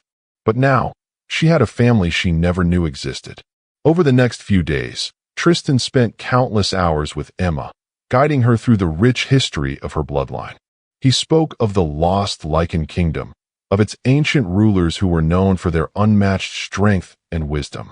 He shared stories of her parents, their leadership, and their tragic downfall, painting a picture of a past she had never known. Emma soaked in every word, her heart swelling with both sorrow and determination. She was not just a rogue who had stumbled into power. She was born for it. With every lesson, her confidence grew, her purpose becoming clearer than ever before. Lucy sat with Emma many nights listening to the elders' tales with wide eyes. "I can't believe it," she whispered, shaking her head in awe. "You were meant for this all along, Emma. You didn't just survive, you are the legacy of a kingdom." Emma exhaled, gripping the old parchment in her hands. "It's a lot to take in," she admitted. "But if my parents fought for this kingdom, if they wanted my twin and me to rule one day, then I won't let their sacrifices be in vain." Lucy grinned, placing a reassuring hand on her shoulder. "That's the Emma I know. And just so you know, no matter what happens, I'll be right by your side." The time had come for her to step fully into her role. The night of the Luna ceremony arrived, and the palace was alight with torches, their golden flames illuminating the vast courtyard where the pack had gathered. The scent of fresh pine and blooming moonflowers filled the air as the pack stood in silent reverence. The ceremony was unlike any before, for not only did the entire Lycan kingdom bear witness, but all the alphas of the werewolf realm were in attendance. Among them stood Alpha Duncan, his expression unreadable as he watched Emma ascend to the position he had once condemned her unworthy of. At the center of it all, Emma stood in a stunning silver and midnight gown, her hair adorned with delicate gemstones that shimmered under the moonlight. The elders chanted ancient words, binding her officially as the Luna of the Lycan kingdom. Their voices carried across the night, weaving a sacred bond between her and her people, an unbreakable connection forged in fate and strength. As the ceremony proceeded, Phalo stepped forward, placing a gentle hand over Emma's. "Your parents would be proud of you, Luna," he said, his voice filled with emotion. "Their strength runs through your veins, and tonight, you step into the role you were born for." Julian stood before her, his presence commanding yet filled with admiration. As he took her hands, the connection between them surged, strengthening with each VOW they exchanged. The moment he placed the ceremonial crown upon her head, the pack erupted into a resounding howl, acknowledging her as their true queen. Emma lifted her chin, her eyes glowing with power. She was no longer just a survivor. She was their Luna, their ruler, their protector, and in one, not Mona Lisa, not Duncan, not anyone would take that from her. The celebration carried on into the night with the pack rejoicing in their Luna's ascension. The grand hall was alive with laughter, music, and the sounds of unity. But as the festivities continued, a sudden commotion arose near the banquet tables. A drunken voice cut through the joyous atmosphere, slurring with anger and resentment. "I will never accept a rogue as my Luna," Alpha Duncan bellowed, his face red with intoxication and rage. He staggered forward, knocking over a goblet of wine as he glared at Emma. "This is an insult to every true-born alpha in the sacred traditions of our kind." Silence fell over the hall.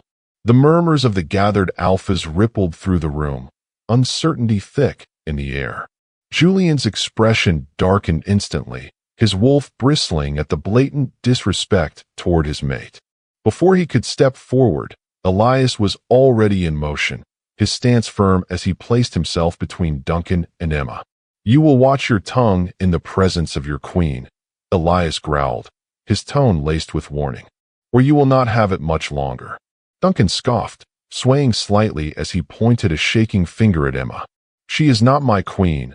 She is nothing but—" He never got to finish his sentence. With a blur of motion, Julian had him by the throat, lifting him off the ground as his eyes glowed with lethal fury. "Say another word, and I will ensure you do not live to see the dawn," Julian growled, his voice deadly calm. Duncan struggled, his bravado quickly fading as his face turned red. Julian held him there for a moment longer before tossing him to the ground with effortless strength. "Take him away," he ordered coldly. Two guards immediately stepped forward, seizing Duncan by the arms. He snarled in protest, but was in no position to resist. Elias leaned in close, his voice low and commanding. "Alpha Duncan, by order of the Lycan King, you are hereby banished from the royal packlands. Do not return." Duncan's eyes flickered with rage, but there was nothing left for him to do. As he was dragged from the hall, Julian turned to the gathered alphas, his gaze sharp and unwavering. "If anyone else questions my mate, speak now." Then, one by one, the alphas bowed their heads in submission, acknowledging Emma's rightful place as their Luna. Julian turned to Emma, his expression softening just slightly. He reached for her hand, squeezing it gently. "You are mine, and I am yours. They will all see that soon enough." As the night drew to a close, Julian led Emma back to their chambers, his hand never leaving hers. The moment the doors shut behind them, he pulled her into his embrace, inhaling deeply as if grounding himself in her presence. "Are you all right?" he murmured, brushing a stray lock of hair from her face. Emma exhaled, allowing herself to lean into him. "I am." Tonight was overwhelming, but necessary. Julian nodded, his stormy gray eyes scanning her face for any trace of doubt. "You handled yourself perfectly. You belong here, Emma. No one, not Duncan, not Mona Lisa, not anyone, can take that from you." She tilted her head up, meeting his gaze. "And you made sure of that," she whispered, warmth filling her chest. "I never imagined someone would fight for me the way you do." His jaw clamped slightly, his grip on her waist tightening. "I will always fight for you, protect you. No one will ever harm you, not while I breathe." A shiver ran down her spine at the conviction in his voice, and the bond between them pulsed, drawing them closer. Emma lifted a hand, tracing the strong line of his jaw before pressing a soft kiss to his lips. What started as gentle quickly ignited into something more as Julian deepened the kiss, his hands roaming down her back, before lifting her effortlessly into his arms. He carried her toward the bed, his lips never leaving hers. As he laid her down, his body hovering above her, Emma felt the full weight of their bond, intense, consuming, and utterly unbreakable. Her fingers traced the mark he'd given her, and Julian let out a low growl, his wolf stirred by her touch. "You're mine, Emma," he murmured against her skin, pressing kisses down her neck. "And tonight, I will remind you of that." Emma exhaled slowly, squeezing back. No matter what challenges lay ahead, she would face them as Luna of the Lycan Kingdom. Alpha Duncan stormed into his pack's war chamber, his fury barely contained as his beta and trusted warriors stood at attention. The humiliation he had suffered at the Lycan Kingdom would not be forgotten. He had been cast aside, his authority mocked, and worst of all, a rogue had been crowned Luna before his very eyes. His hands curled into fists as he slammed them against the heavy wooden table. "They think they can disgrace me and get away with it," he snarled, his voice filled with venom. "I will make them regret ever crossing me." A soft, sultry voice interrupted his rage. "And that is why I'm here, Alpha." Celine purred as she stepped into the chamber, her gaze sharp and calculating, dressed in a deep crimson gown. She exuded an aura of danger, her eyes gleaming with malice. Duncan scoffed, crossing his arms as he eyed her warily. "And why should I trust you? You were Julian's once. Now you come crawling to me." Celine's lips curled into a smirk as she moved closer. "Julian was a fool to choose that pathetic rogue over me. But I know his kingdom, his weaknesses. I know how to tear them apart from the inside." Duncan narrowed his eyes. "You claim to have knowledge, then prove it. What is his weakness?" Celine leaned in, her voice a whisper of deception. "Emma." A slow, wicked grin spread across Duncan's face. "Then we will strike where it hurts most. And when the time is right, the Lycan King will have no choice but to bow before me." Celine tilted her head, feigning innocence. "Let me into their world again. Let me gather information from those still loyal to me. When the moment comes, we will destroy them from within." Duncan chuckled darkly, the thought of revenge fueling his rage. "Then let us prepare. The war on the Lycan Kingdom begins now." Emma and Lucy met with Tristan the next day, eager to hear more about the pack Emma had never known. Tristan described the lands of the ancient Lycan bloodline, a breathtaking sanctuary far to the south, where the climate was warmer and the lands flourished with tropical forests, crystal-clear rivers, and towering mountains that shimmered beneath the sun. The pack stronghold had once been nestled between lush, fertile valleys, where golden fields of medicinal herbs and exotic flora grew in abundance. The villages had been prosperous, the people strong and united under the true Lycan rule. Emma listened intently, her chest tightening at the thought of a home she had never known. "It sounds beautiful," she murmured, trying to imagine the place where she should have grown up. Tristan nodded solemnly. "It was, and though much of it was lost, I believe there are still remnants of your people scattered across the lands. Your twin, wherever they are, carries the same blood, the same energy. You will be able to sense them, just as mates are drawn to one another. If we get close enough, the bond between you will react." Emma exhaled, determination setting in. "Then we start searching. But where do we begin?" Tristan pulled out an aged map, spreading it across the table. There were rumors of survivors who escaped into the deeper parts of the southern continent. We will need to track their movements and follow any leads. But finding your twin will not be easy. If they have been in hiding all these years, it's because they were forced to. Lucy leaned forward, studying the map with narrowed eyes. "Then we'll find them, no matter what it takes." Before they could continue, the doors to the chamber opened, and Julian stepped in, his presence commanding as always. Elias followed closely behind, his gaze sharp and assessing. Julian's eyes immediately found Emma's, his wolf restless. "What are you planning?" Emma hesitated before answering. "We're making plans to begin the search for my twin." Julian's jaw tightened, but after a brief pause, he exhaled. Then I'm coming with you. Emma blinked. Julian, no. No arguments. He interrupted, his tone firm. You are my mate, my Luna. You will not go on this journey without me. We will prepare for the journey, gather the right people, and leave in a few days. But I will not let you do this alone. Emma's lips parted, a mix of emotions swirling inside her. But as she met Julian's unwavering gaze, she knew there was no point in arguing. He wouldn't leave her side. Not now, not ever. As the preparations came to an end, the group, accompanied by a small army, departed from the pack lands and began their journey south, stopping at various packs along the way. Each visit was filled with hope. Yet with every pack they encountered, Emma's anticipation quickly turned to disappointment. As they dismounted their horses, a figure emerged from the pack's main hall, an older man with a kind face and wise eyes.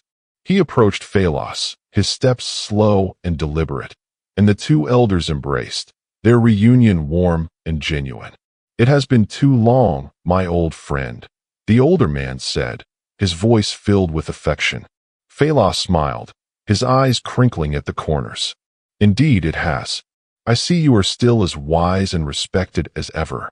The older man chuckled, his eyes twinkling with amusement. And I see you are still as flattering as ever, Phalos. Emma watched the exchange, a warmth spreading through her chest. She had grown accustomed to the respect and admiration the elders received, but it was moments like these that reminded her of the depth of their connections and the history they shared.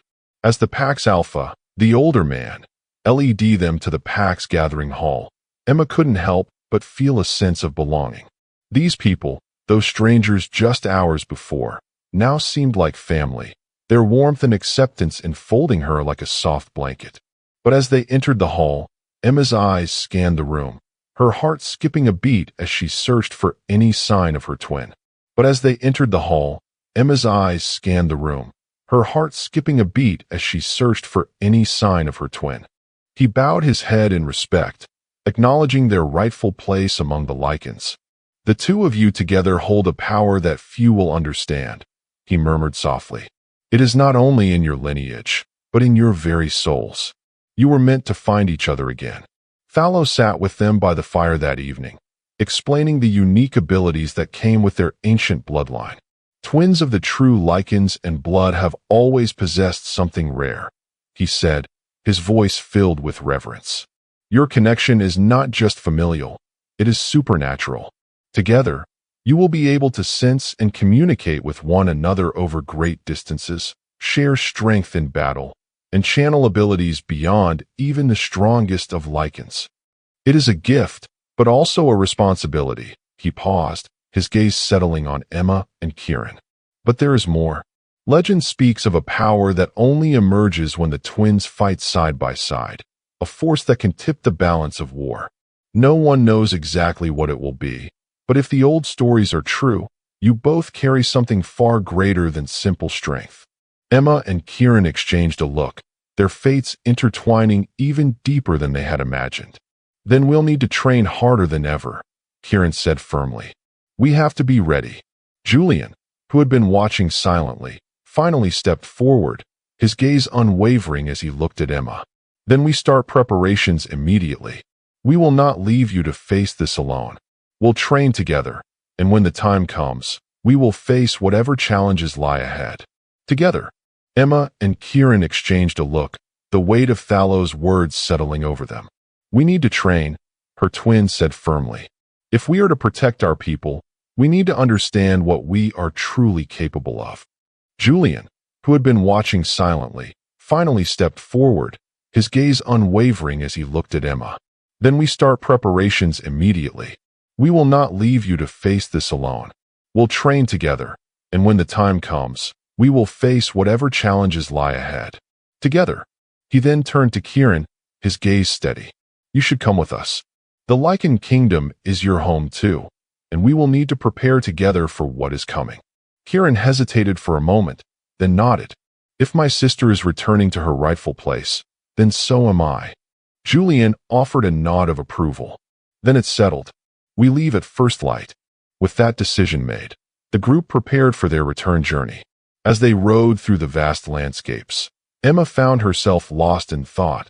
The weight of the past few days pressed upon her.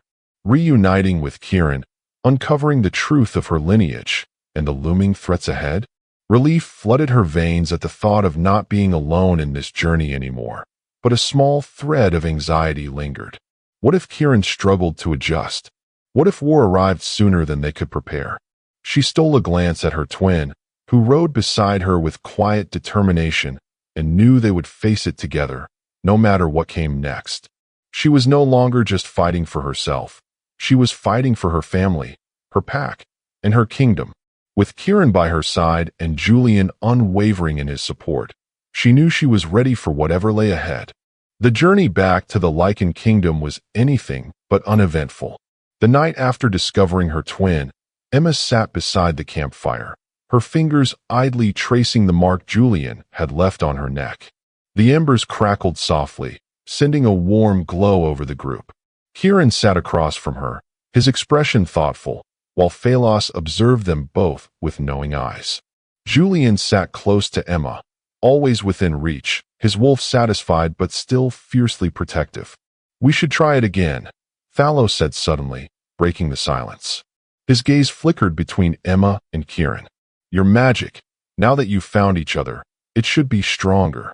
Emma exchanged a glance with Kieran. The last time they had tested their connection, they had barely scratched the surface. Still, something about the idea intrigued her.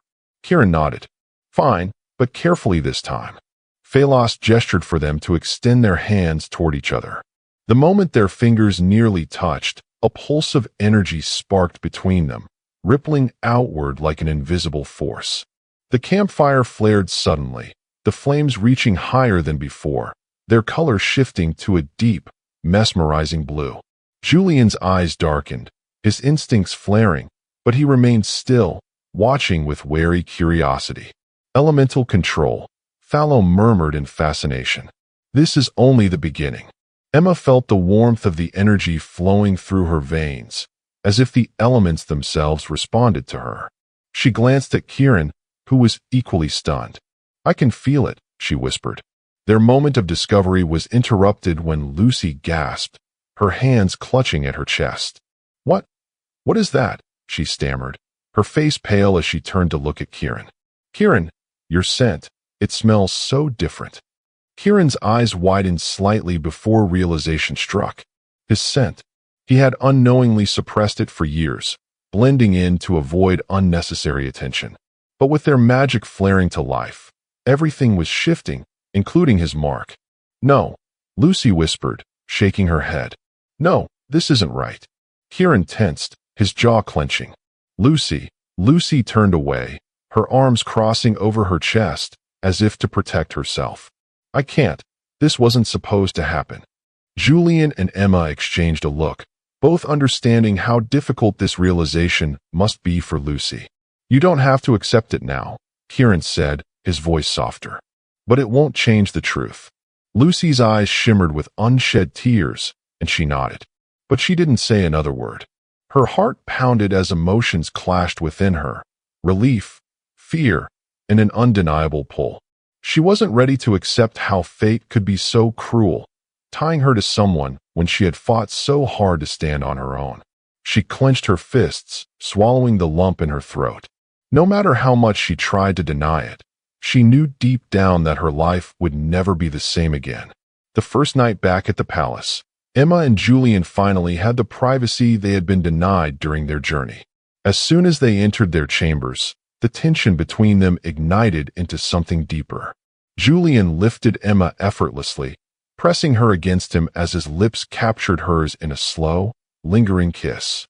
"I've been waiting for this," he murmured against her skin, his hands roaming her body with reverence. Emma shivered under his touch, tilting her head as he traced his lips along the mark he had given her. "No more waiting," she whispered. That night, they made love with a passion that had been building for weeks, their bond deepening in ways beyond words. Julian worshipped every inch of her, savoring the way she responded to him. When they finally collapsed into each other's arms, their wolves intertwined just as deeply as their souls. The next morning, Emma met Lucy in the gardens, the crisp air carrying the scent of blooming flowers and the fresh earth. Lucy looked conflicted, her emotions warring beneath the surface. "I don't know what to do about Kieran," Lucy admitted, kicking at a stone on the pathway. "The bond is there, but I feel like if I give in to it, I'll lose control of everything I've built for myself." Emma took her hand. "I understand, Lucy. I felt the same way at first when I realized Julian was my mate. I tried to run from it. I told myself I wasn't ready, that I wasn't worthy of him. But you were the one who told me to give him a chance, and that the bond between fated mates is undeniable. And you were right. I fell in love with him, beyond the bond." Lucy's gaze softened as Emma squeezed her hand gently. "Don't think of it as surrendering. Just spend time with him. Get to know him as a person first, not just as your mate." Lucy sighed but nodded. "Maybe you're right." That day, Emma and Kieran began training together, exploring the depths of their magic and the bond between them. Julian watched over them, his presence a reminder of the protection and support they had. As they trained, Lucy observed from a distance, her eyes fixed on Kieran with a mix of curiosity and caution. As the days passed, Emma and Kieran grew stronger, their bond deepening as they learned to harness their magic together.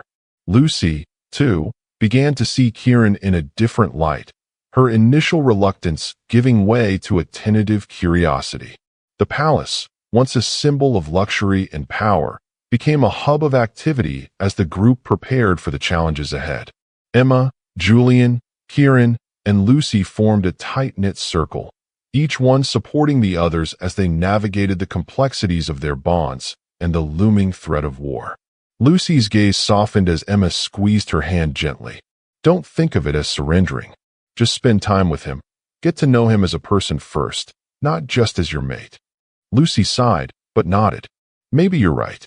That day, Lucy invited Carl to see all the work she and Emma had done to improve the pack. They walked through the marketplace where new shops flourished, the home that was now thriving, and the training grounds where warriors prepared for the kingdom's protection. Carl observed it all with quiet admiration, finally beginning to understand why his sister was so close to Lucy. Life in the Lycan Kingdom was thriving. The once forgotten corners of the city rebuilt and prosperity returned. The people had grown to love and respect Emma, their once skeptical whispers turning into more loyal devotion. Julian had noticed the change as well. He saw the way the pack watched Emma with admiration, how warriors lowered their heads in respect, how children ran to her without hesitation. She had not only earned their love, she had become their heart. That evening, Julian pulled Emma close as they stood on their balcony, looking over the bustling kingdom. "They adore you," he murmured, brushing his lips against her temple.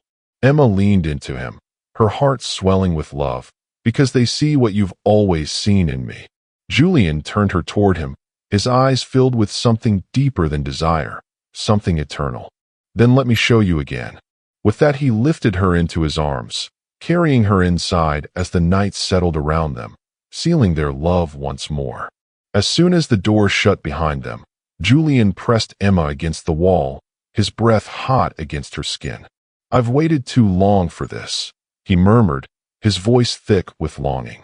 Emma's fingers tangled in his hair, pulling him closer as she whispered, "Then don't wait any longer." Julian carried her to the bed, his touch reverent yet desperate, as if memorizing every inch of her. They moved in perfect harmony, their bodies attuned to one another in ways words could never capture.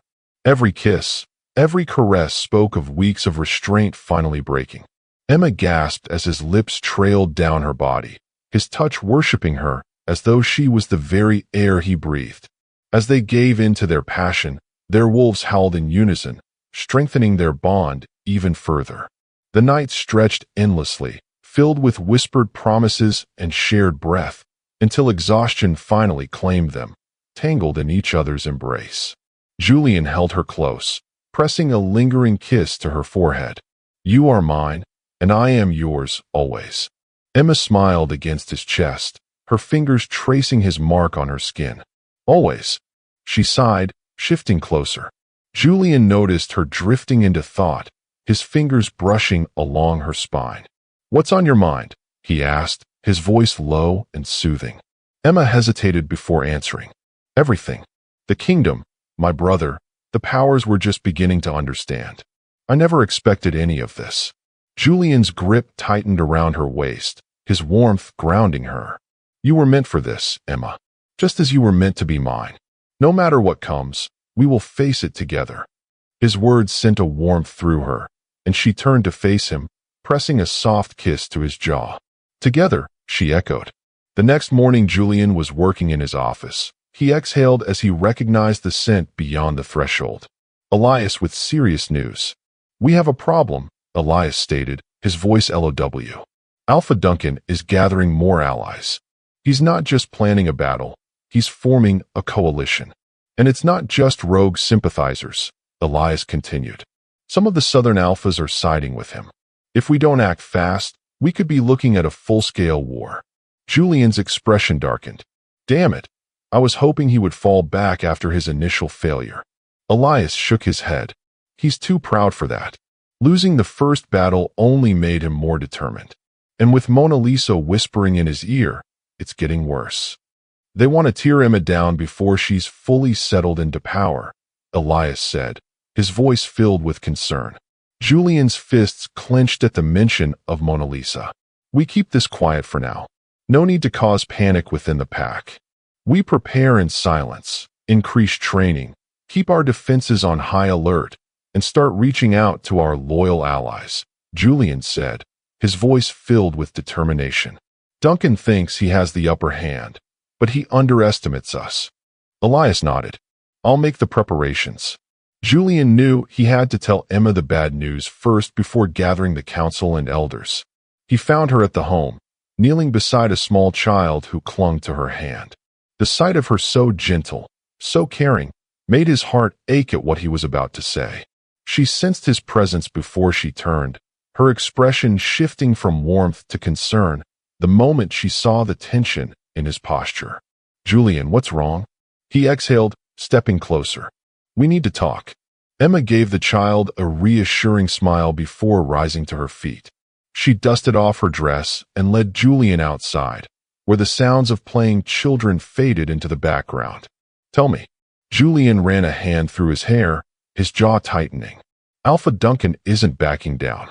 Elias has confirmed that he's rallied more allies, including several Southern Alphas. They're preparing for war." Emma stiffened, her fingers clenching at her sides. "He won't stop, will he? Even after losing the last battle?" Julian shook his head. His pride won't let him, and with Celine at his side, feeding his resentment, he's becoming more dangerous. She took a deep breath, steadying herself. "Then we don't wait for him to strike first. We prepare. We protect our people." Julian's gaze softened, filled with both admiration and the weight of responsibility. He reached for her hand, squeezing it gently. "We'll handle this together."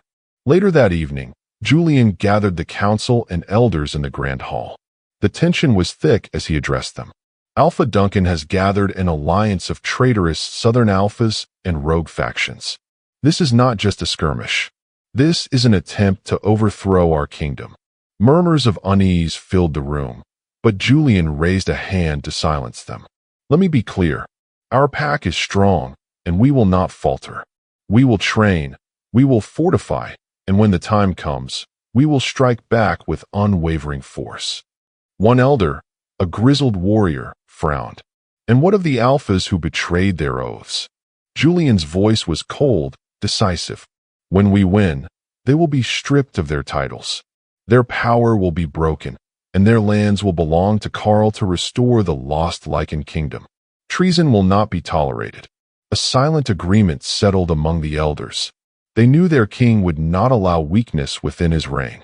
With the meeting adjourned, Julian returned to Emma, finding her staring out at the moonlit kingdom.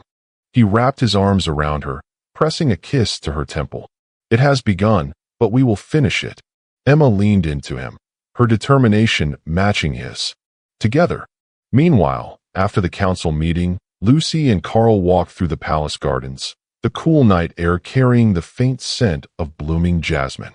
The gardens, once a neglected space of overgrown vines and forgotten pathways, had yet to receive the same attention as the rest of the kingdom. While Emma and Lucy had focused on restoring the Pack lands, the palace grounds had remained untouched, a silent reminder of past turmoil. Lucy sighed as she traced her fingers along the petals of a rose, her expression troubled. "Everything's changing so fast," she said. "The war, the kingdom, even us. I don't know how to process it all." Carl watched her closely, his gaze steady and unwavering. "You're not alone in this, Lucy," he said. "I know the bond isn't easy to accept, but I meant it when I said I'd wait for you." She turned to face him, uncertainty flickering in her eyes. "It's not about you, Carl," she said. "It's about me. I've spent my whole life fighting for control, for a place where I didn't have to rely on anyone. And now, suddenly, fate has handed me you, and it terrifies me." Carl stepped closer, his presence warm and grounding. "Then let's take it one step at a time," he said. "No expectations, no pressure. Just us." Lucy hesitated, but as she met his gaze, something inside her softened. Slowly, she reached out, her fingers brushing against his. Carl exhaled, his hand closing over hers, and for the first time, she didn't pull away. A quiet moment passed before Carl gently lifted her chin, his thumb brushing along her jaw. "May I?" Lucy swallowed, her heart pounding. But instead of answering, she leaned forward, closing the distance between them. Their lips met in a soft, lingering kiss, neither rushed nor demanding, just the simple acknowledgement of something inevitable. When they pulled apart, Carl's lips curled into a small smile. "See," he said, "one step at a time." Lucy let out a breathless laugh, her fingers still intertwined with his. One step at a time. For so long, she had fought against the idea of fate, against the bond she never asked for. She had spent years building her own identity, proving she didn't need anyone to define her. And yet here she was, standing with Carl, feeling something she never thought she would. Peace. Maybe trusting him didn't mean losing herself. Maybe it meant finally allowing herself to be whole. The next few days, Lucy found herself both drawn to Carl and overwhelmed by the intensity of the bond. Mona Lisa, bloodied and desperate, surged forward with a dagger, aiming straight for Emma's heart. Before Emma could react, Julian intercepted her, grabbing Mona Lisa by the throat and slamming her to the ground. "You never learn, do you?" he growled. Mona Lisa choked, her eyes blazing with hatred. She doesn't deserve to rule. She was nothing, just a rogue. Julian's grip tightened, his wolf barely restrained. "And yet she has everything you wanted." His voice was lethal. "This is where your story ends." With one swift motion, he snapped her neck, ending her reign of deceit once and for all. As the southern alphas who had betrayed the Lycan kingdom were rounded up, one of them attempted to flee. Elias, ever watchful, intercepted him with a deadly glare. "You can run, but there's nowhere left to hide." Julian addressed the council, his voice firm and unyielding. A tense silence filled the hall, as the elders and high-ranking warriors exchanged uneasy glances. Some nodded in agreement, their loyalty unwavering, while others hesitated, clearly weighing the risks of open war. One elder, a seasoned strategist, leaned forward. "If Duncan has secured the support of the Southern Alphas, we must consider their resources. This isn't just a battle. It's a political power play." Another council member, his face lined with AG, murmured, "And if we win, how do we prevent future betrayals?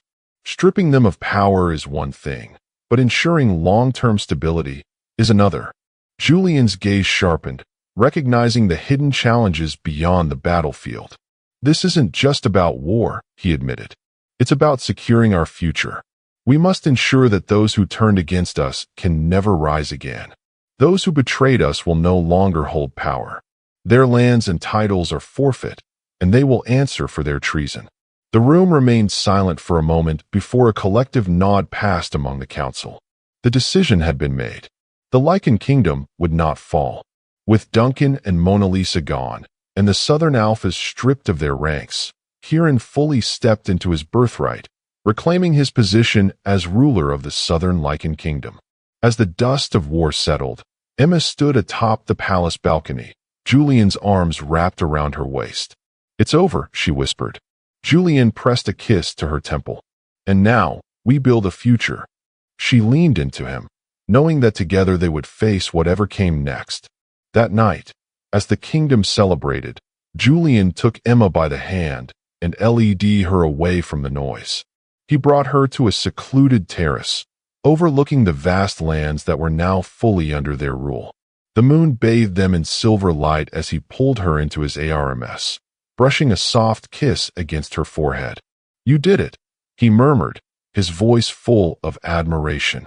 "They will never question you again." Emma sighed, her fingers tracing the intricate embroidery of his tunic. "It still feels surreal. Just months ago, I was nothing more than a rogue with no future. Now I'm queen." Julian cupped her face, his golden eyes full of devotion. Yet beneath that unwavering love, a flicker of doubt lingered in his chest. What if he wasn't enough? What if the weight of the kingdom, the battles ahead, and the ghosts of their past proved too much? He had fought countless enemies, but the thought of failing Emma, of not being the mate and king she deserved, terrified him more than any war ever could. But as he looked into her eyes, seeing nothing but trust and love, he let those fears melt away. With her, he would always find the strength to keep going. "You were never just a rogue, Emma," he said. "You were always meant for more. And no matter how much power you hold, I want you to know that you're never alone." She smiled, leaning into his touch. "I know," she said, "and I will never leave your side." Their lips met in a slow, deep kiss, sealing their vows, not just as king and queen, but as mates destined to rule together. Because she was not just a rogue, she was the Lycan Queen. That night, after the battle had been won and the kingdom had begun its path to recovery, Kieran found Lucy wandering through the palace gardens. The air was cool, carrying the scent of rain-soaked earth and blooming jasmine.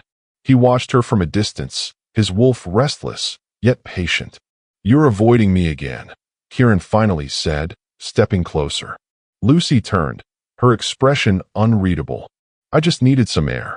He exhaled, running a hand through his dark hair. "And I need you." The words hung between them, heavy with unspoken emotions. Lucy swallowed, conflicted.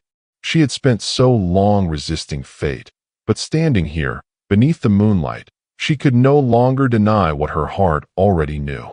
Kieran reached out, brushing a strand of red hair from her face. "We've been through too much to keep fighting this, Lucy." She took a shaky breath. "I don't want to lose myself." "You won't," he promised, his voice steady. "You'll find yourself with me." Slowly, Lucy placed her hands on his chest, feeling the warmth of his skin through his tunic.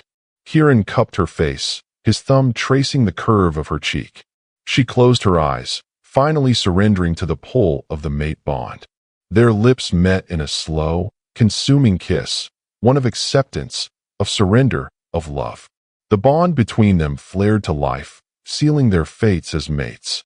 A soft glow enveloped them, their wolves howling in unison within their souls, recognizing what had always been meant to be. When they pulled apart, Kieran rested his forehead against hers. "Mine," he murmured. Lucy smiled, her resistance melting away. "Yours." As time passed, the kingdom flourished under Emma and Julian's rule. Trade routes reopened, fostering stronger alliances with neighboring pacts, while the pact's defenses were reinforced to ensure lasting security. The once divided kingdom now stood united, its people no longer questioning their leaders, but embracing them with unwavering devotion. Under Emma's guidance, new policies encouraged growth and stability. The home expanded, ensuring no child was left without a home, while warriors trained under refined strategies to prevent future uprisings. The pack lands, once scarred by conflict, were now thriving, a testament to the strength and wisdom of their rulers. One evening, Julian blindfolded Emma and led her through the palace corridors, his hands steady on her shoulders. "Julian, what are you up to?" she asked, laughing softly. "You'll see," he said, amusement lacing his voice. He guided her outside, the cool night air brushing against her skin. When he finally removed the blindfold, Emma gasped. Before her lay the newly renovated palace garden, transformed into a breathtaking paradise. Stone pathways wound through vibrant flower beds, cascading fountains sparkled in the moonlight, and at the center stood a magnificent glass greenhouse, its structure glowing softly with lantern light. Julian watched her reaction, his heart swelling with satisfaction. "You've done so much for the kingdom," he said. "I wanted to give you something just for you." Emma stepped forward, awestruck. She entered the greenhouse, inhaling the fragrant scent of tropical flowers and lush greenery. Exotic plants flourished inside, creating a hidden oasis of warmth and beauty. She turned to Julian, emotion shining in her emerald eyes. "It's perfect," she said. "Thank you." He pulled her into his arms, pressing a kiss to her temple. "I want you to have a place where you can escape, where you can breathe," he said. Emma hesitated for a moment before stepping back, her hands resting against his chest. She gazed up at him, her expression shifting to something tender, yet uncertain. "There's something I need to tell you," she said softly. Julian frowned, his hands tightening around her waist. "What is it?" he asked. A smile broke across Emma's face as she placed a hand on her stomach. "We're going to have a PUP." For a moment, Julian simply stared, his breath caught in his throat. Then, realization dawned and pure joy erupted in his golden eyes. He let out a breathless laugh, lifting Emma into his arms and spinning her around. "You're serious, E?" he asked, his voice thick with emotion. She nodded, laughing as happy tears filled her eyes. "Yes." Julian cupped her face, kissing her fiercely. "You've just given me the greatest gift," he said. Emma rested her forehead against his, her heart bursting with love. "And you've given me everything I never knew I needed," she said. They stood there beneath the glowing lanterns, wrapped in each other's embrace, knowing that their love had not only survived battles and betrayals, but had flourished into something even greater, a family. Julian pressed a gentle kiss to Emma's forehead, his arms tightening around her. "This is just the beginning," he murmured. Emma smiled, resting her head against his chest, feeling the steady rhythm of his heart. "Whatever comes next, we face it together," she whispered. She was not just a rogue. She was the Lycan Queen,